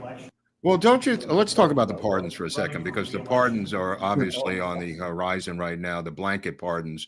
And we talked about, I don't know if we mentioned in the last week's show, what Jimmy Carter did was, I think his first day in office in 1977, he pardoned 200,000 draft dodgers up in Canada and worldwide.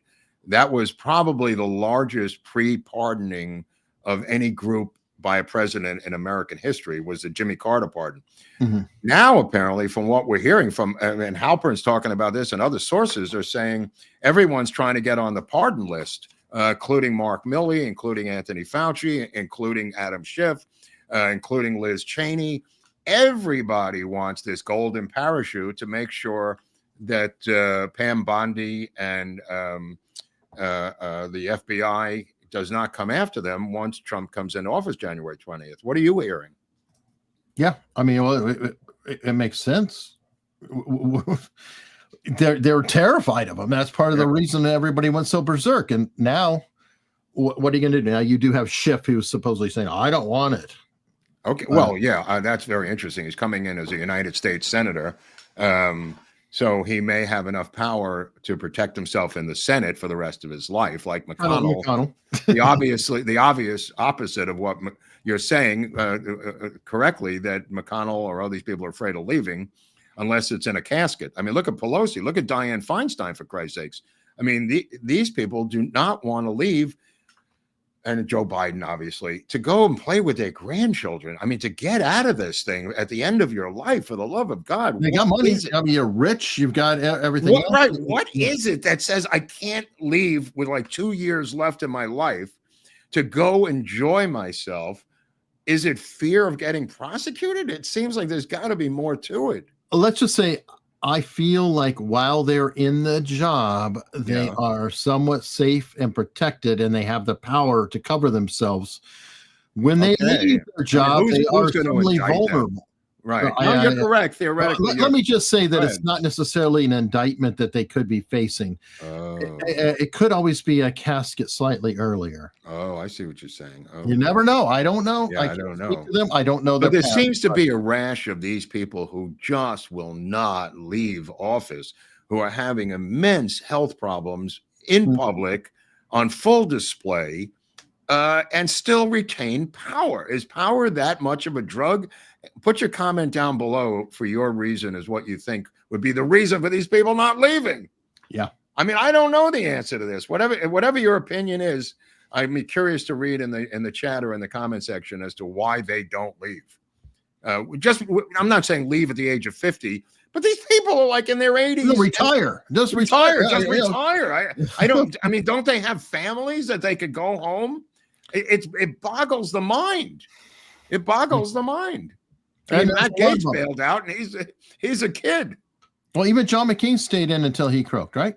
Mm-hmm. I mean, and he knew that he had that window. I mean, he was diagnosed with terminal cancer. It's like, or Ted Kennedy. I'm going to stay. I'm going to crawl out of the grave and give a thumbs down. Yep. That's how much I love this job. Ted Kennedy, same thing. Yeah. Yeah. Oh, it's weird, bro. It's weird. All right. What else you got over there? All right. Well, this one is just an interesting departure, but apparently somebody bought himself a car, and the dealership would not take it back. Ooh. So the individual decided to return it on their own. Oh, no. Let's look at that.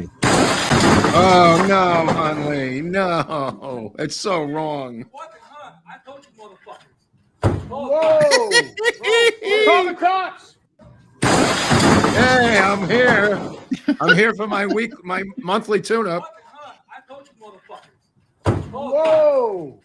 It's the new Kool-Aid commercial. Wow. By the way, folks, do not return your car in this manner. Right. You're likely to leave in handcuffs. Right. Or maybe get an Uber and get out of there. Oh, no kidding. Saw this which is interesting. Rob Schneider has been kind of brave and coming out saying, coming out as a conservative. Right. And sorry, I got the wrong link here. He is looking at getting a new talk show. Oh, I heard rumors of this. Yeah, he's planning to do a all-female show. I guess he's going to start his own network. I like this. So maybe I could get on there. This is great. Where are they based? Here? I don't know, but here he is, a quick clip of him talking about it. I just thought it was interesting. Okay, the big announcement. What's happening? Well, no apologies, media, my new company. We're going to do a all-ladies talk show that won't be like The View. Is it the opposite of The View? It could be, but we're just going to do a show that it'll be the opposite because this will be entertaining. Okay. It'll be funny. Yeah, we'll have funny women on it. They're going to tell jokes and have funny stories and health and wellness. By the way, that's a good point. Health and wellness. I mean, isn't Whoopi supposed to be a comedian? Isn't Joy Behar supposed to be a comedian? They all started out as comedians. At least funny. Well, Wawa, Barbara Walters. Right. No, she was a legitimate journalist, though. But the rest of them, they're supposed to be funny, but the idea to go after The View at the same time slot? Are you going? It's a competitor. We're going to compete with them. Yeah. I don't know if the same time slot. We're not going to announce who's doing the show yet, but that's what's happening now, and it's official. So now we're moving ahead. Give us a timeline. January, we're going to start shooting shows before the inauguration. Are you talking to people? You're talking to famous people, women that you like? we have a lot of women we like, and it's household names, and you're going to love it. It's going to be fun. It's going to be a funny show. Not going to be like drowning people in politics. It's not going to be shaming people and making people wince. Okay. Okay. The big announcement. Anyway, I thought that was cool. Oh, that's interesting. Almost as interesting as the new Surgeon General nominee by Donald Trump. Oh, yeah, Eric, come on. This is getting weird. His picker. This is getting weird, Eric. First, we had the dancing videos. Then we had the Spook background coming out of Beirut, Lebanon, Tokyo University. This chick's got with a crazy name. Spook University, Georgetown University. She came out of there, Spooksville. But I didn't know this. I did not know this little tidbit of information that came out the other day, because unlike other nominees that are having trouble getting confirmed, they did not shoot and kill their fathers at the age of 13, Hunley. Yeah. Now, no, I mean, this may be a bridge too far. This might be a bridge too far. You're telling me Trump knew this and said, nah, it's all right. You killed a father with a handgun. I don't think he did know it. This is something that I'm going to push on his team here, because there's been multiple things that have been kind of coming out saying he didn't know. Like even Hegseth, that part of the reason Hegseth was struggling so hard and Trump wasn't coming out, supposedly Hegseth didn't come out and tell them, oh, by the way, we kind of had this if they didn't know, they should have known, because there's a guy who called me up who knew about it from day one, and that was Dr. Drew. I don't think Dr. Drew should know more than Donald Trump about the nominees. He told me she killed his father, she killed her own father. Now, why he knows it and Trump doesn't know it is bizarre. That's bizarre. She was reaching into his toolbox to get a screwdriver, and apparently there was a handgun in the toolbox that her hand, apparently for reasons that nobody knows, pulled the trigger, and the bullet went through the toolbox into her nearby father's head, killing him. I hate it when that happens. Right, especially when you're up for Surgeon General, because that involves head and blood and brains and different things, and dancing during COVID, where she was pro-mask, pro-lockdown, pro-dancing. Come on. I don't know. We'll see.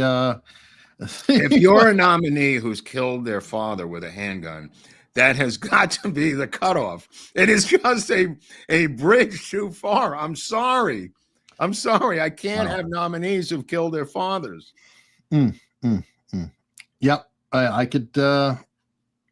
but I'm still going to stand by that. It does seem like Trump's people aren't checking as much as they should, and you know what? When you're rushing like this and putting the names out, you're not letting the FBI. I mean, you do have these people. Oh, that was the other thing. Supposedly, he's not using the FBI to do the background checks. I heard that too. I have problems with the FBI. Well, you have to write a disclosure form. So you disclose, you go, what has happened in your life that's unusual, Madam Surgeon General? Did you put down that you killed your father? You left that out, didn't you? Well, that's really putting us in an awkward position now. No. You left out that you shot and killed your own father with a handgun. Come on.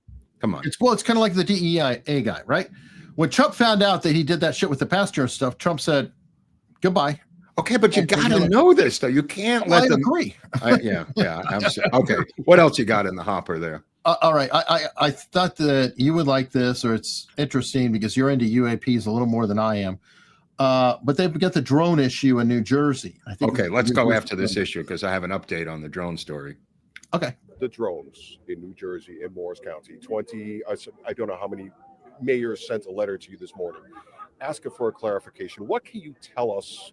What is going on, and why is it taking so long to come up with an explanation? Yeah, it's a good. I don't blame people for being frustrated. Let me say, most importantly, right up front, we see no evidence, and I say we. This includes Homeland Security, FBI, Secret Service, our state police, authorities at all levels of government. The most important point to say is we don't see any concern for public safety. That's number one. Number two, having said that, it's really frustrating. That we don't have more answers as to where they're coming from and why they're doing. Now, you know why I pulled this clip? Yeah.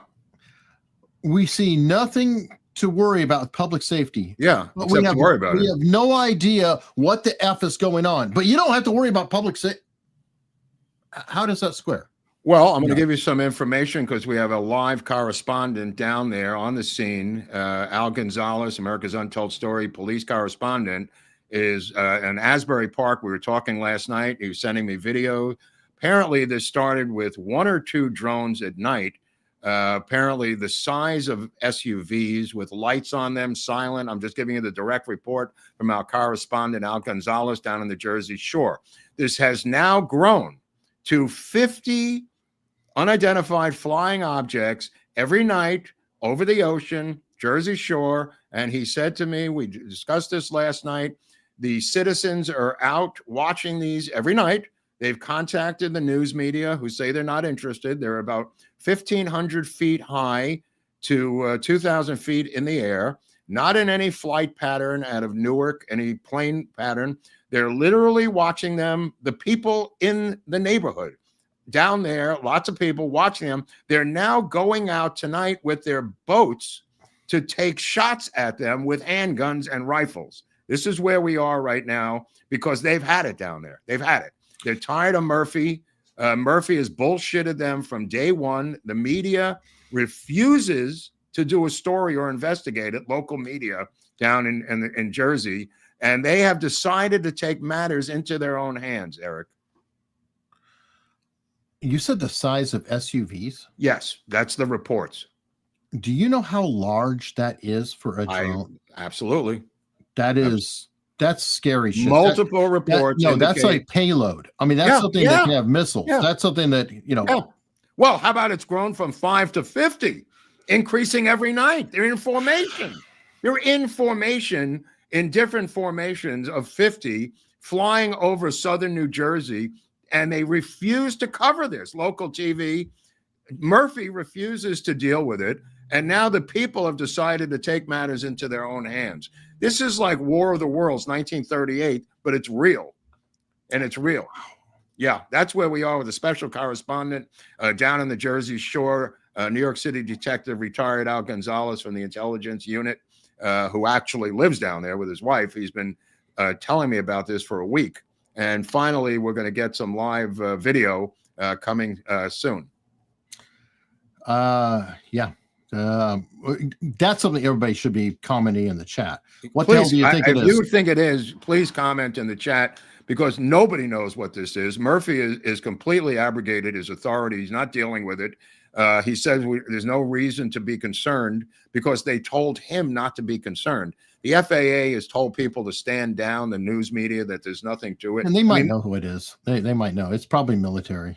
Well, whatever it is, it's scaring the bejesus out of half of southern New Jersey, for Christ's sakes. Wow. I mean, that's insane. All right. I'm going to play something on a lighter note. Do you ever watch the show Trigonometry? No. Konstantin Kissin comes on quite a bit. It's a pretty good show. The British. Oh, I have seen it. I'm sorry. Yeah, I didn't know the name, but I have seen it. Yes, I like it. Somebody did this song, and it's freaking funny. Mm-hmm.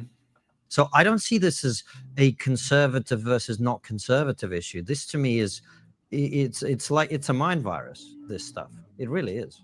I think you're right. It's not necessarily political. I don't know whether an army should reflect society. I don't give a shit if it reflects society. I don't care. I want the army to be good at doing its job. Why does every institution have to be a tool of... What am I doing on this show? What is my purpose here? Does anybody know? What have I to offer? What's inside my head?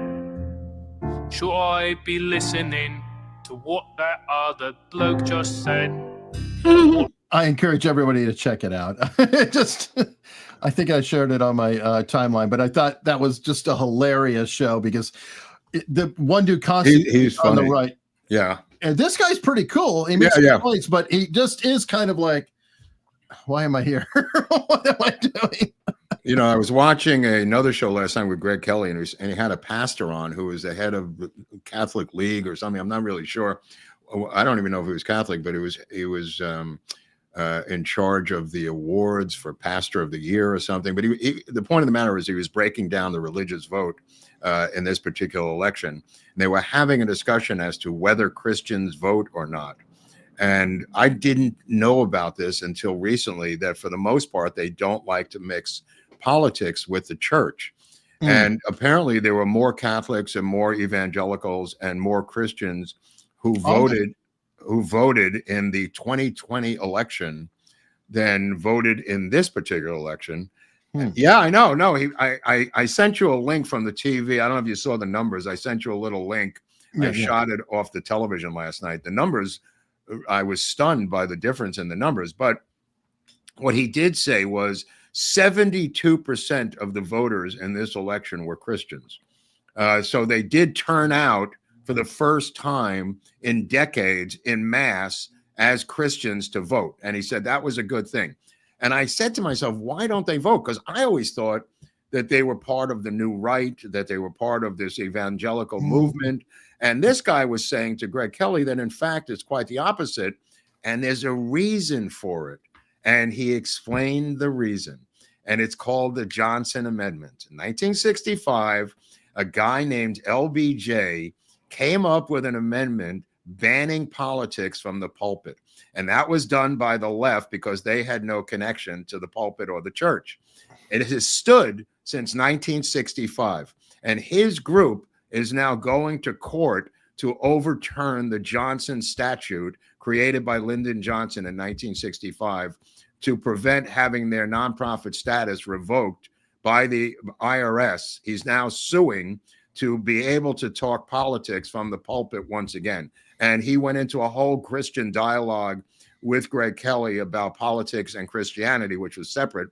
But I had no idea that LBJ did this. And I just wanted to put that into the hopper today. An amazing little fact of my, again, never-ending study of LBJ having his fingers in the pie of everything in American political history of the second half of the 20th century.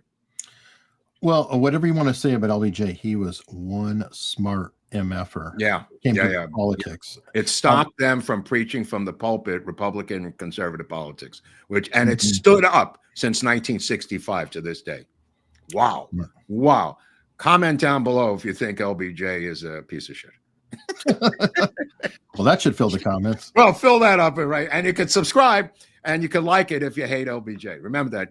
If you like us and hate LBJ, hit the like button. And if you like LBJ and you hate us, still hit the like button. What the hell? What the hell? All right. Some super chats here. Pamela Clifton says, Happy Tuesday, guys. Thank you, Pamela.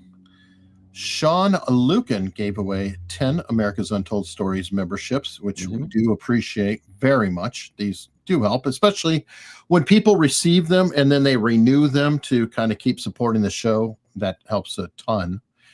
GG Evan 317 with a $10 super chat. Mark, have you looked into Tommy the Corcoran, a lobbyist for the China lobby who helped LBJ get elected to the Senate after he failed the first time, as a possible influence for the JFK murder? No, of course I know Tommy the Corcoran. Everybody knows Tommy Corcoran. I mean, he was a fixer, not a murderer. He was a guy who was a political backroom dealer it goes back to FDR. I don't think he was involved in the JFK murder, but Corcoran was a fixer even for Truman, mostly. Okay. I don't know him, so there we go. Alex J. Heidel, one of Oswald's names. Don't hate on AOC. She won me a $750 trifecta in the 4th race at Belmont this weekend. You should have seen her in that winner's circle. Ooh. Was that the name of the horse or something? AOC? I think so. Okay. AOC's dream or something? Maybe. I don't know. Definitely some crazy eyes there.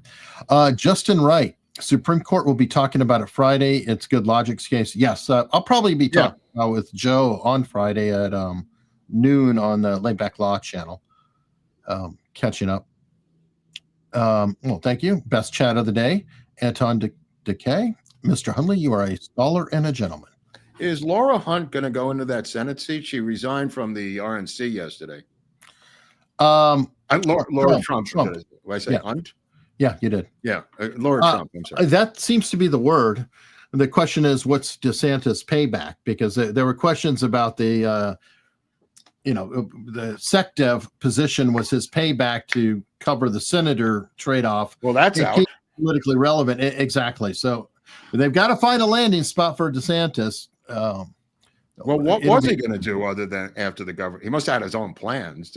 The idea was the book deal that Murdoch gave him was enough to hold him over financially, was what my understanding was, that was his payoff from Fox. Yeah, that's Barnes's theory. Robert. Oh, okay. All right. That's about that. But he's still trying to stay in politics, and where is he going to go? That's a great question. Senate would have been an ideal spot, but it wasn't a direct, clean path. It seems like the only fallback, not for him, but for all of them, not the only, but it seems like the common fallback is a TV show. Well, yeah, there's that.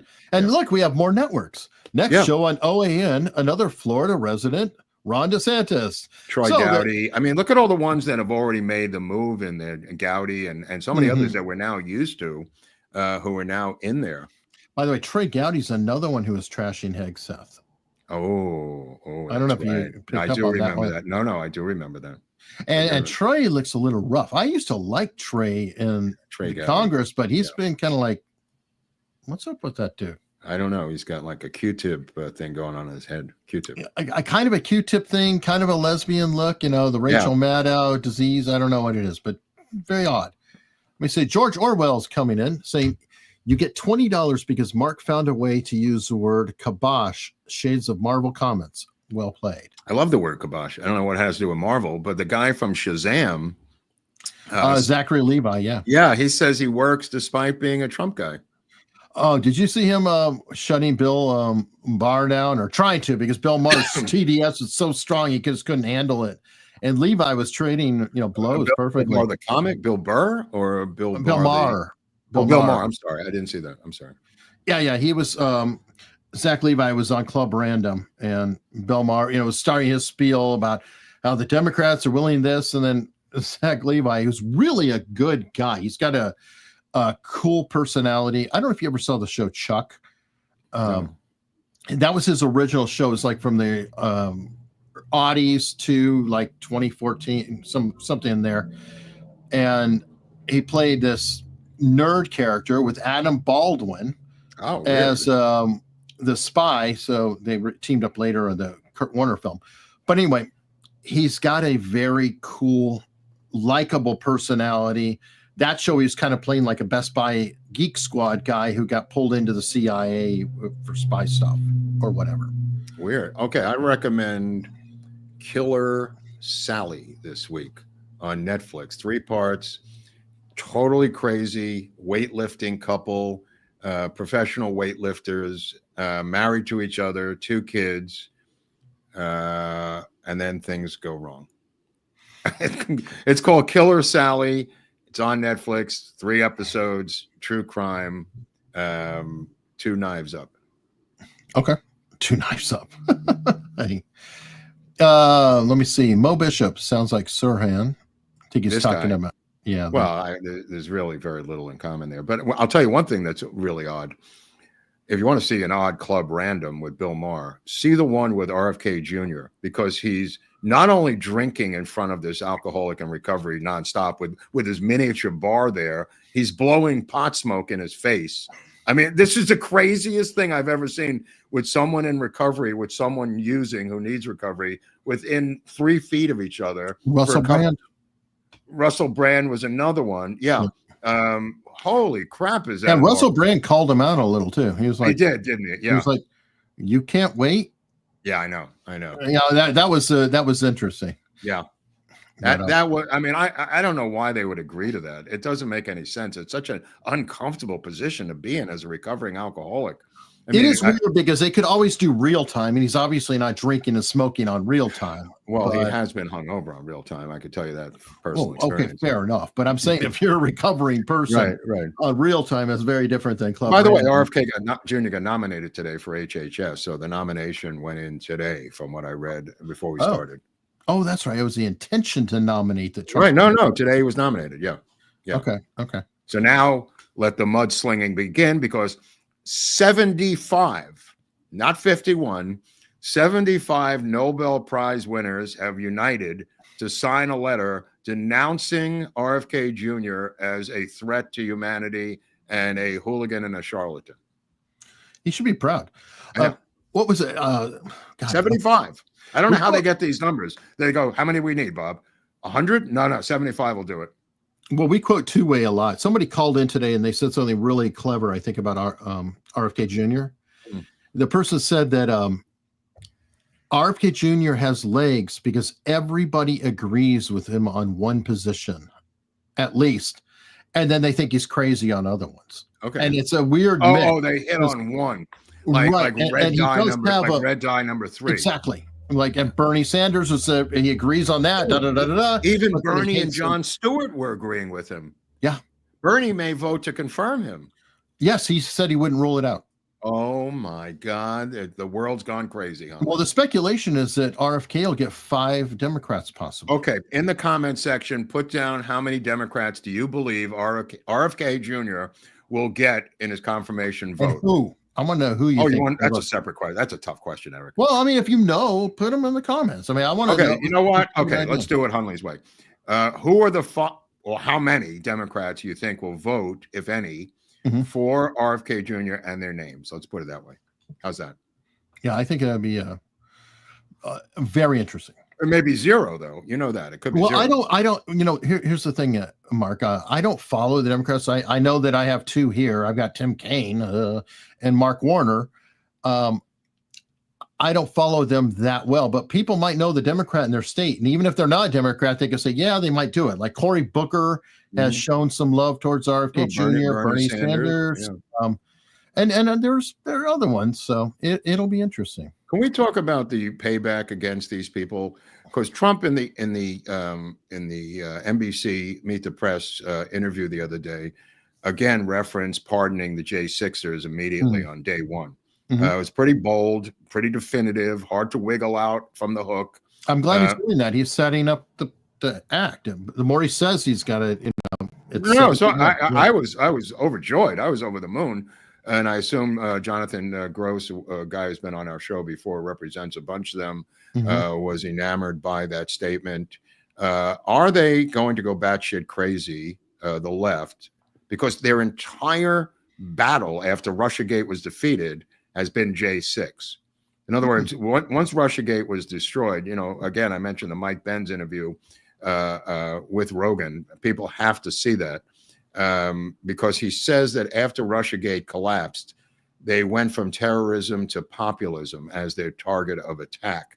And that's where the roots of J6 begin. So will he pardon? Here's the question for the chat and for the comment section. Will Trump pardon all the J6ers on day 1? Good question. Oh, by the way, somebody brought up Fetterman's another one who may go for RFK. Oh, Fetterman. Okay, put it down. Put down the names. Let's go. So, put up or shut up. Okay, Fetterman, interesting. Now the January 6th thing, if Biden starts handing out pardons left and right, then it's all clear. There's Okay, going to be let me ask you this. I Let me ask you this. How many is another one for the comment? How many family members will Joe Biden pardon? How many and which ones will be pardoned by Joe Biden, in your humble opinions? It could be zero, but I mean, it could be him too. It could be his brother, James, the other brother, the sister, Hunter. himself. Mm-hmm. I mean, to me, the logic thing would just be a blanket freaking thing. You just throw it out there. Fauci, Cheney, Right. The blanket, again, the blanket was never contested as far as I know in 1977, January 1977, when Jimmy Carter pardoned 200,000. Now, a couple of them had been convicted, but 199,000 had not been convicted and nor indicted for that matter. They were just draft dodgers. And he pardoned them all in a complete blanket. I mean, that was a blanket, Eric. I mean, people didn't even know the names of these people, for Christ's sakes. Right. And a lot of people have trouble with that too, because it's like, I mean, at least he was specific about the one thing, I'm guessing. He pardoned them for draft dodging. So if they did some other crime, they were still screwed. Yeah. Unlike the Hunter, Biden one. That's multiple. Which, by the way, so people have brought up a good point, and I'm like, interesting, that he could maybe still have jeopardy because state charges could come out of some of his crimes. So perhaps he could plead the fifth on that, but that's kind of up in the air and being disputed. But all right, George Orwell said, it's possible that politicians won't leave because the powers that own them won't allow them to. That's kind of what I was saying. That's kind of what Eric was saying, but also, I mean, can't you just say, fuck it, I'm going home with my grandchildren? I mean, I don't understand. I mean, what are they going to do to you? You're 84 years old. You're some senator from Kentucky who's nodding out. I mean, how much damage can they do to you? Well, it's not only you, Mark, but, consider the Biden crime family, and then go ahead and think of all the other little crime families, the ones who are staying in it forever. So now it's not only you're out, but your nephew's out, your cousin. Well, that's a good point, Eric. That's a good point, because I believe specifically about McConnell, his Chinese wife is up to her nose in communist military money. The father is linked to the Communist Party in his shipping business. So McConnell may be owned by the Chinese Communist Party like the Biden family is. That's a good point. So anyway, Charles Villar Gonzalez, Chance Luigi is CIA/MK Ultra brainwashed. It could be, but I'm saying it happened so quickly that unless they could do it quicker now, I mean, he seems to go to San Francisco and come out a different person. Well, in fairness, okay, MK Ultra, the program, quote unquote, is done. And I know it's done, but it was done before it was found. That means that they could have figured it out. That could be like, okay, we don't need it anymore. We figured out how to do this. Mm-hmm. And now there might be other programs. I think there are. I think or whatever. I agree with you. I think you should look at the Japanese Pokemon fiasco as an example of how the television can be used to do things to people. And I think the Pokemon Japanese TV thing is the model that they used on MSNBC with some variation on that Pokemon thing.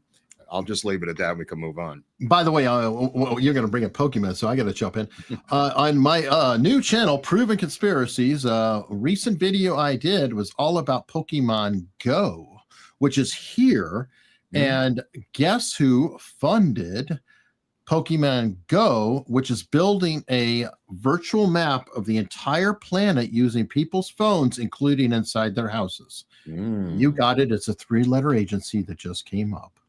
Interesting. Now, was the martial law in South Korea a dry run for what they're going to attempt to do here in January? Put your answers down below, because I'm not making this up. I have now heard from people who are thinking along similar lines to what I just said. It looked like a test case of how to enact martial law. It was only a few days, but it seemed like they were testing it out. I'll just put that out there. Okay, my personal opinion is I'm going to say no, because I think they have their own little madness issues in that country already that could be happening. Okay, well, it's a colony of the United States, so the idea that they created martial law without our approval is a stretch. It is. I'm just saying. Well, you mean this is a country we own? We own them. Us, well, we're wondering where the president is. Or we're saying, hey, where is that guy? Is he even our guy? Our guy? Yeah. I'm just saying, if you're going to do it, it's a great time for them to do it. Yeah. Well, I mean, look, Syria just fell, and they were going, "Oh shit, what happened?" Yeah, because they're doing this thing like the last 3 months of their power before Trump comes in. I mean, the idea that this Syrian thing happened at 90 days left or 30 days left of the administration is absurd. It's absolutely absurd. I mean, they have tried since Obama was in to topple this regime. Half of the Syrian population is living in fucking Western Europe. What is left in there? And now they've got a guy who's got a $10 million bounty on his head that Barnes was talking about this week, this jihadist. And now they're talking about jihadists that practice diversity. I mean, this whole thing is crazy. This whole thing is a crazy story. Yep. By the way, your New York correspondent has brought in with the super. Okay, chat. let's go. What do you got, Al? The big NYC TV stations have traffic choppers that are refusing. They are refusing to send up to investigate. Locals believe the drones are coming not from the land but the ocean area. Rifle fire not out of question. Okay, report back to us. This is a fascinating breaking story out of the East Coast. Eric is south of this, not so far. I'm on the West Coast, so I can't. As really a drone pilot, I have some. As a drone pilot, Hunley's interested in but this. Not guilty, not involved. It's not my drone. Not involved yet, but we could be looking at artillery fire, handheld artillery fire from the citizens of New Jersey, which would be the greatest story of the year. Yeah, Eric's drone, of course, is about half the size of this bottle. Oh, is that true? Max, yeah. Okay. So it's definitely not one of my SUV. I don't have an SUV size. Right. I mean, but they do make. There's two countries that have been. Again, this may be our military doing it because the two major countries involved with drone military warfare are Iran and Russia.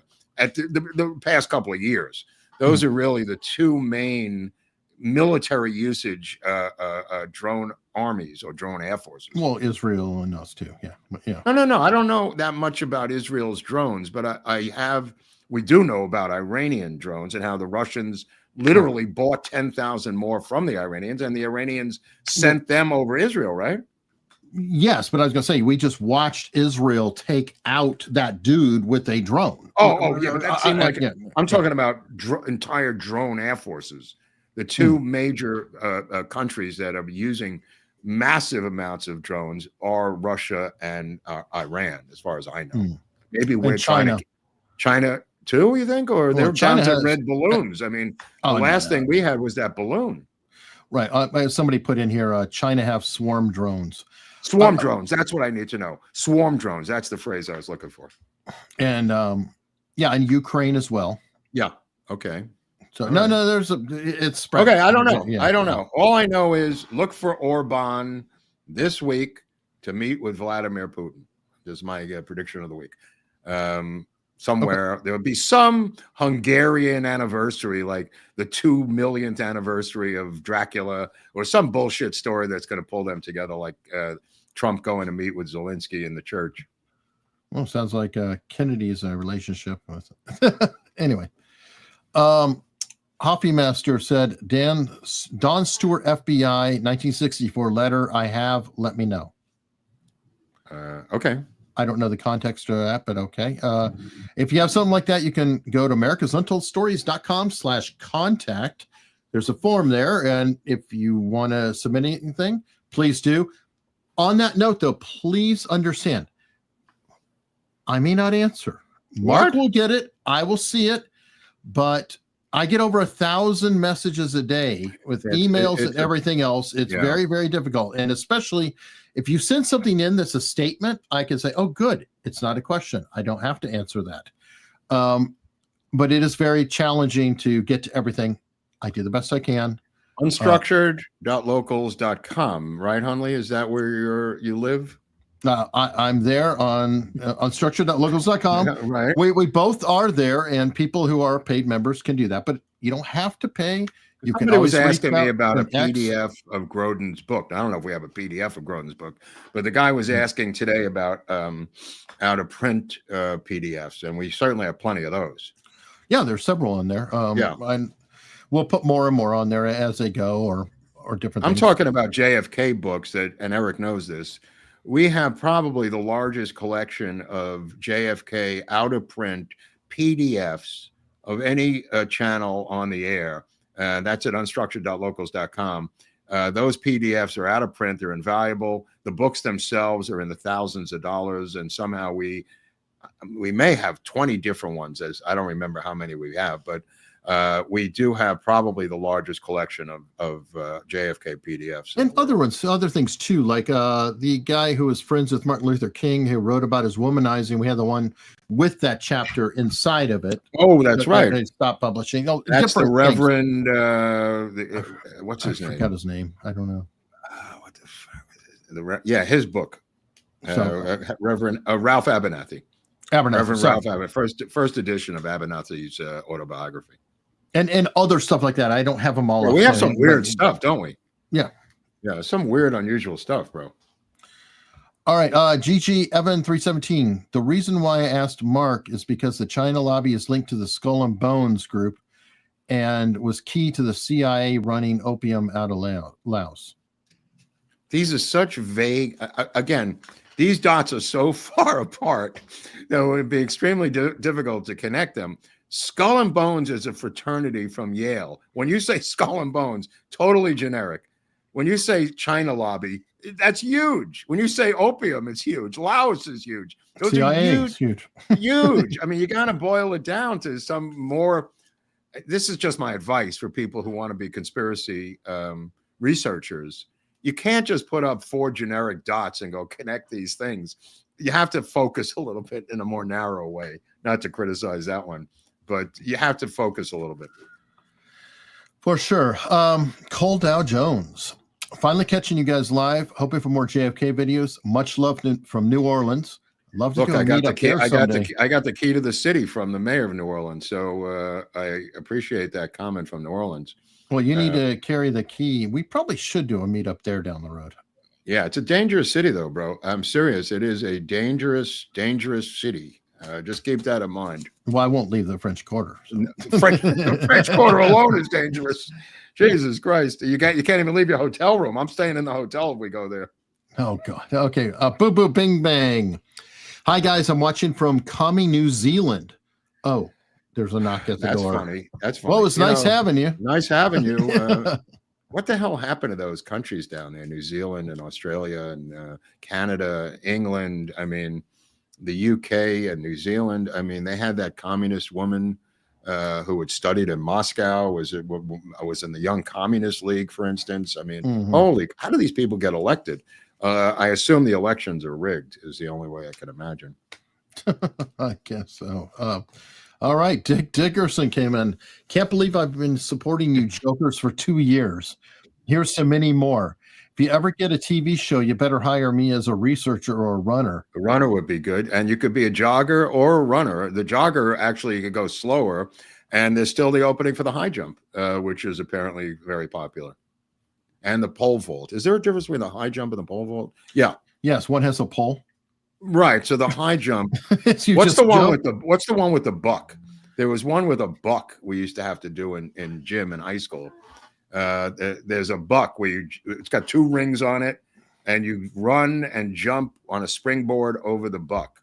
Let me know in the comment section if you know what the fuck I'm talking about, or in the chat with the buck. If people have a photo of the buck, send it to Hunley, or if they know what I'm talking about, you can put it down in the comment section below.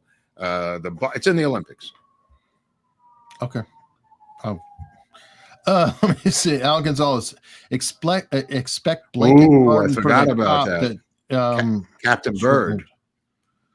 That short-lived Ashley Babbitt. That's Captain Bird. Captain Bird not only shook down the Capitol Police Force, he got a $36,000 raise. He got promoted to captain, and he got 160,000 out of a GoFundMe page. And then the text messages of him trying to shake down more money with the captain, telling him it's enough already, bro, are fascinating. That he's going to blow the whistle on them, threatening them, which it looked like blackmail to me. This guy's got to be indicted immediately upon arrival. Soon as Pam Bondi gets her pants off and sits down in her couch in the AG office, you got to put this guy's name at the top of the list of indictments. Fair enough. Unless he's pardoned the night before, which probably, as Al said, will happen. All right. Michael Hebner with a $10 super sticker. Thank you very, very much. Hebner's been a loyal supporter for a long time. I just want to point that out. We've been joking about his name, but I think Hebner might be from Pennsylvania. I think we kidded about this once before, that he might be from Pennsylvania. Could be. I don't recall. His grandfather being a third baseman for the Pirates and a gravedigger in the offseason. Richie Hebner. Of course. Yet another reference that Eric goes, huh? There was one guy in the comment section who said, Eric, please stop Mark from making these stupid 1970 boomer jokes about people's names. It's got to stop. It's driving me crazy. So I'm doing it again just for that. So he's going to double down. No, I'm doubling down. No. I'm saying obviously this person doesn't understand. Yeah. As soon as you say that, that means Mark's going to double down or do it twice as much. That's why I did it. I mean, come on now. Folks, there's so much stuff that could drive you crazy. Me making a joke about someone's last name is the least of our problems. Yeah. Well, you know what? You brought up watching that PBD earlier, and I think that it's time to, of course, share our pitch that our friend put together for us, our friend and Daniel's brother. Hey, everybody. It's your friend Al. And I just want to tell you that everybody on this podcast is a real straight shooter. And when it comes to having the information, they're right on the mark every time. You should give them a subscription because they were behind me the entire time through all of my drama. Lord knows they wouldn't stand in front of me.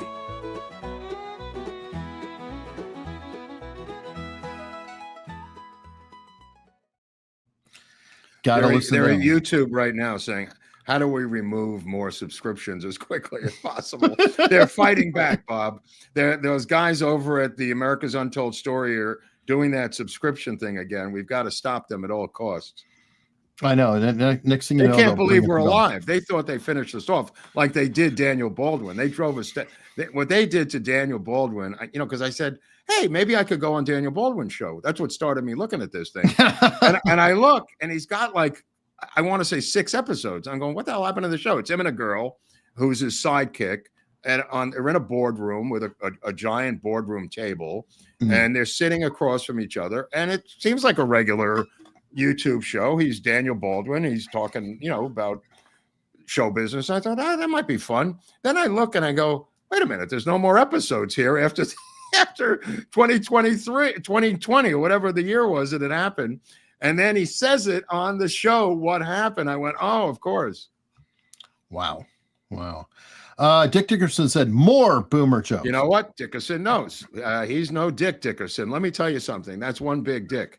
He knows the value of those jokes, that you're going to be sad when the boomers are no longer around and you don't have the boomer humor. You're going to be very sad. You're not going to have us to kick around anymore. All right. GG Evans 317. I get it. It comes off weird with the dots. Just been binge watching Eyes Wide Open YouTube, which is doing a complete breakdown of the CIA's origins. Just wanted to see if anything clicked with you. I have not watched, but listened to Eyes Wide Open a bit. Decent shows about CIA history throughout time. Okay. Guy does a. Well, we have our own history on the channel here that this person, I assumed, has watched. Otherwise, why would they be talking about it?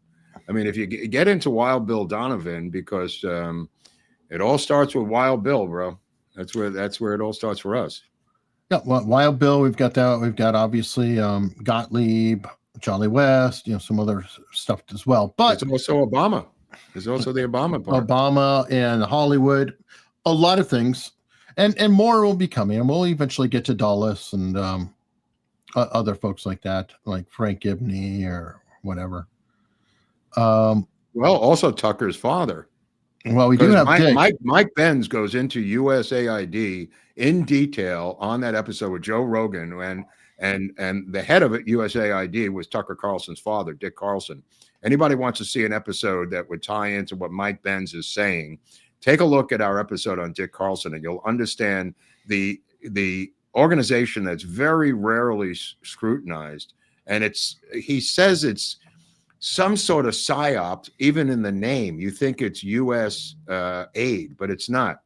U.S. American Investment and Development or something, AID. It's not aid. It's really the CIA on the economic side. All right. Fair enough. And before we do that, if you want to check out CIA stuff, the Eyes Wide Open is pretty good. But we are going to be heading over ourselves to Locals to keep this party going.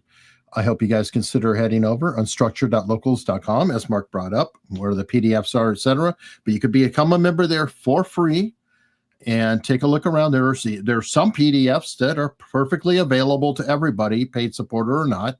And then there's some that are, if you will, for paid members. But there's something for everybody.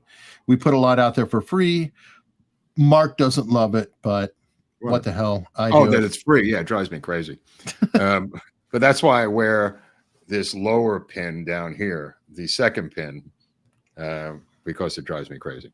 Anyway, we do have the Oswald miniseries. That's AI, audio, and the PDFs of the script that you get when you become a member. I'm just going to talk about the member side, because for $70 a year, you get the Oswald miniseries and the PDFs of the actual scripts.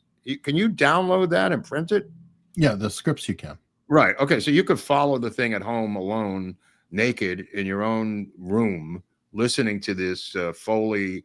Or clothed. Or clothed. It doesn't really matter. Drunk or using opiates. We don't really care what you do privately. And then follow along with the scripts that I wrote for this project with Oliver Stone.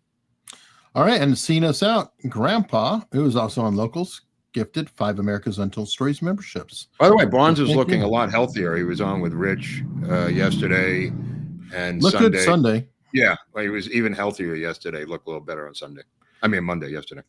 Good. I'm glad to hear that. He did appear to be, and he sounded brighter and he sounded much stronger. Yeah. So, all right. Well, we're headed to Locals. I hope you guys follow us there. If not, we'll see you on Friday for Freeform Friday. Too much news, bro. There's too much news. Too much news.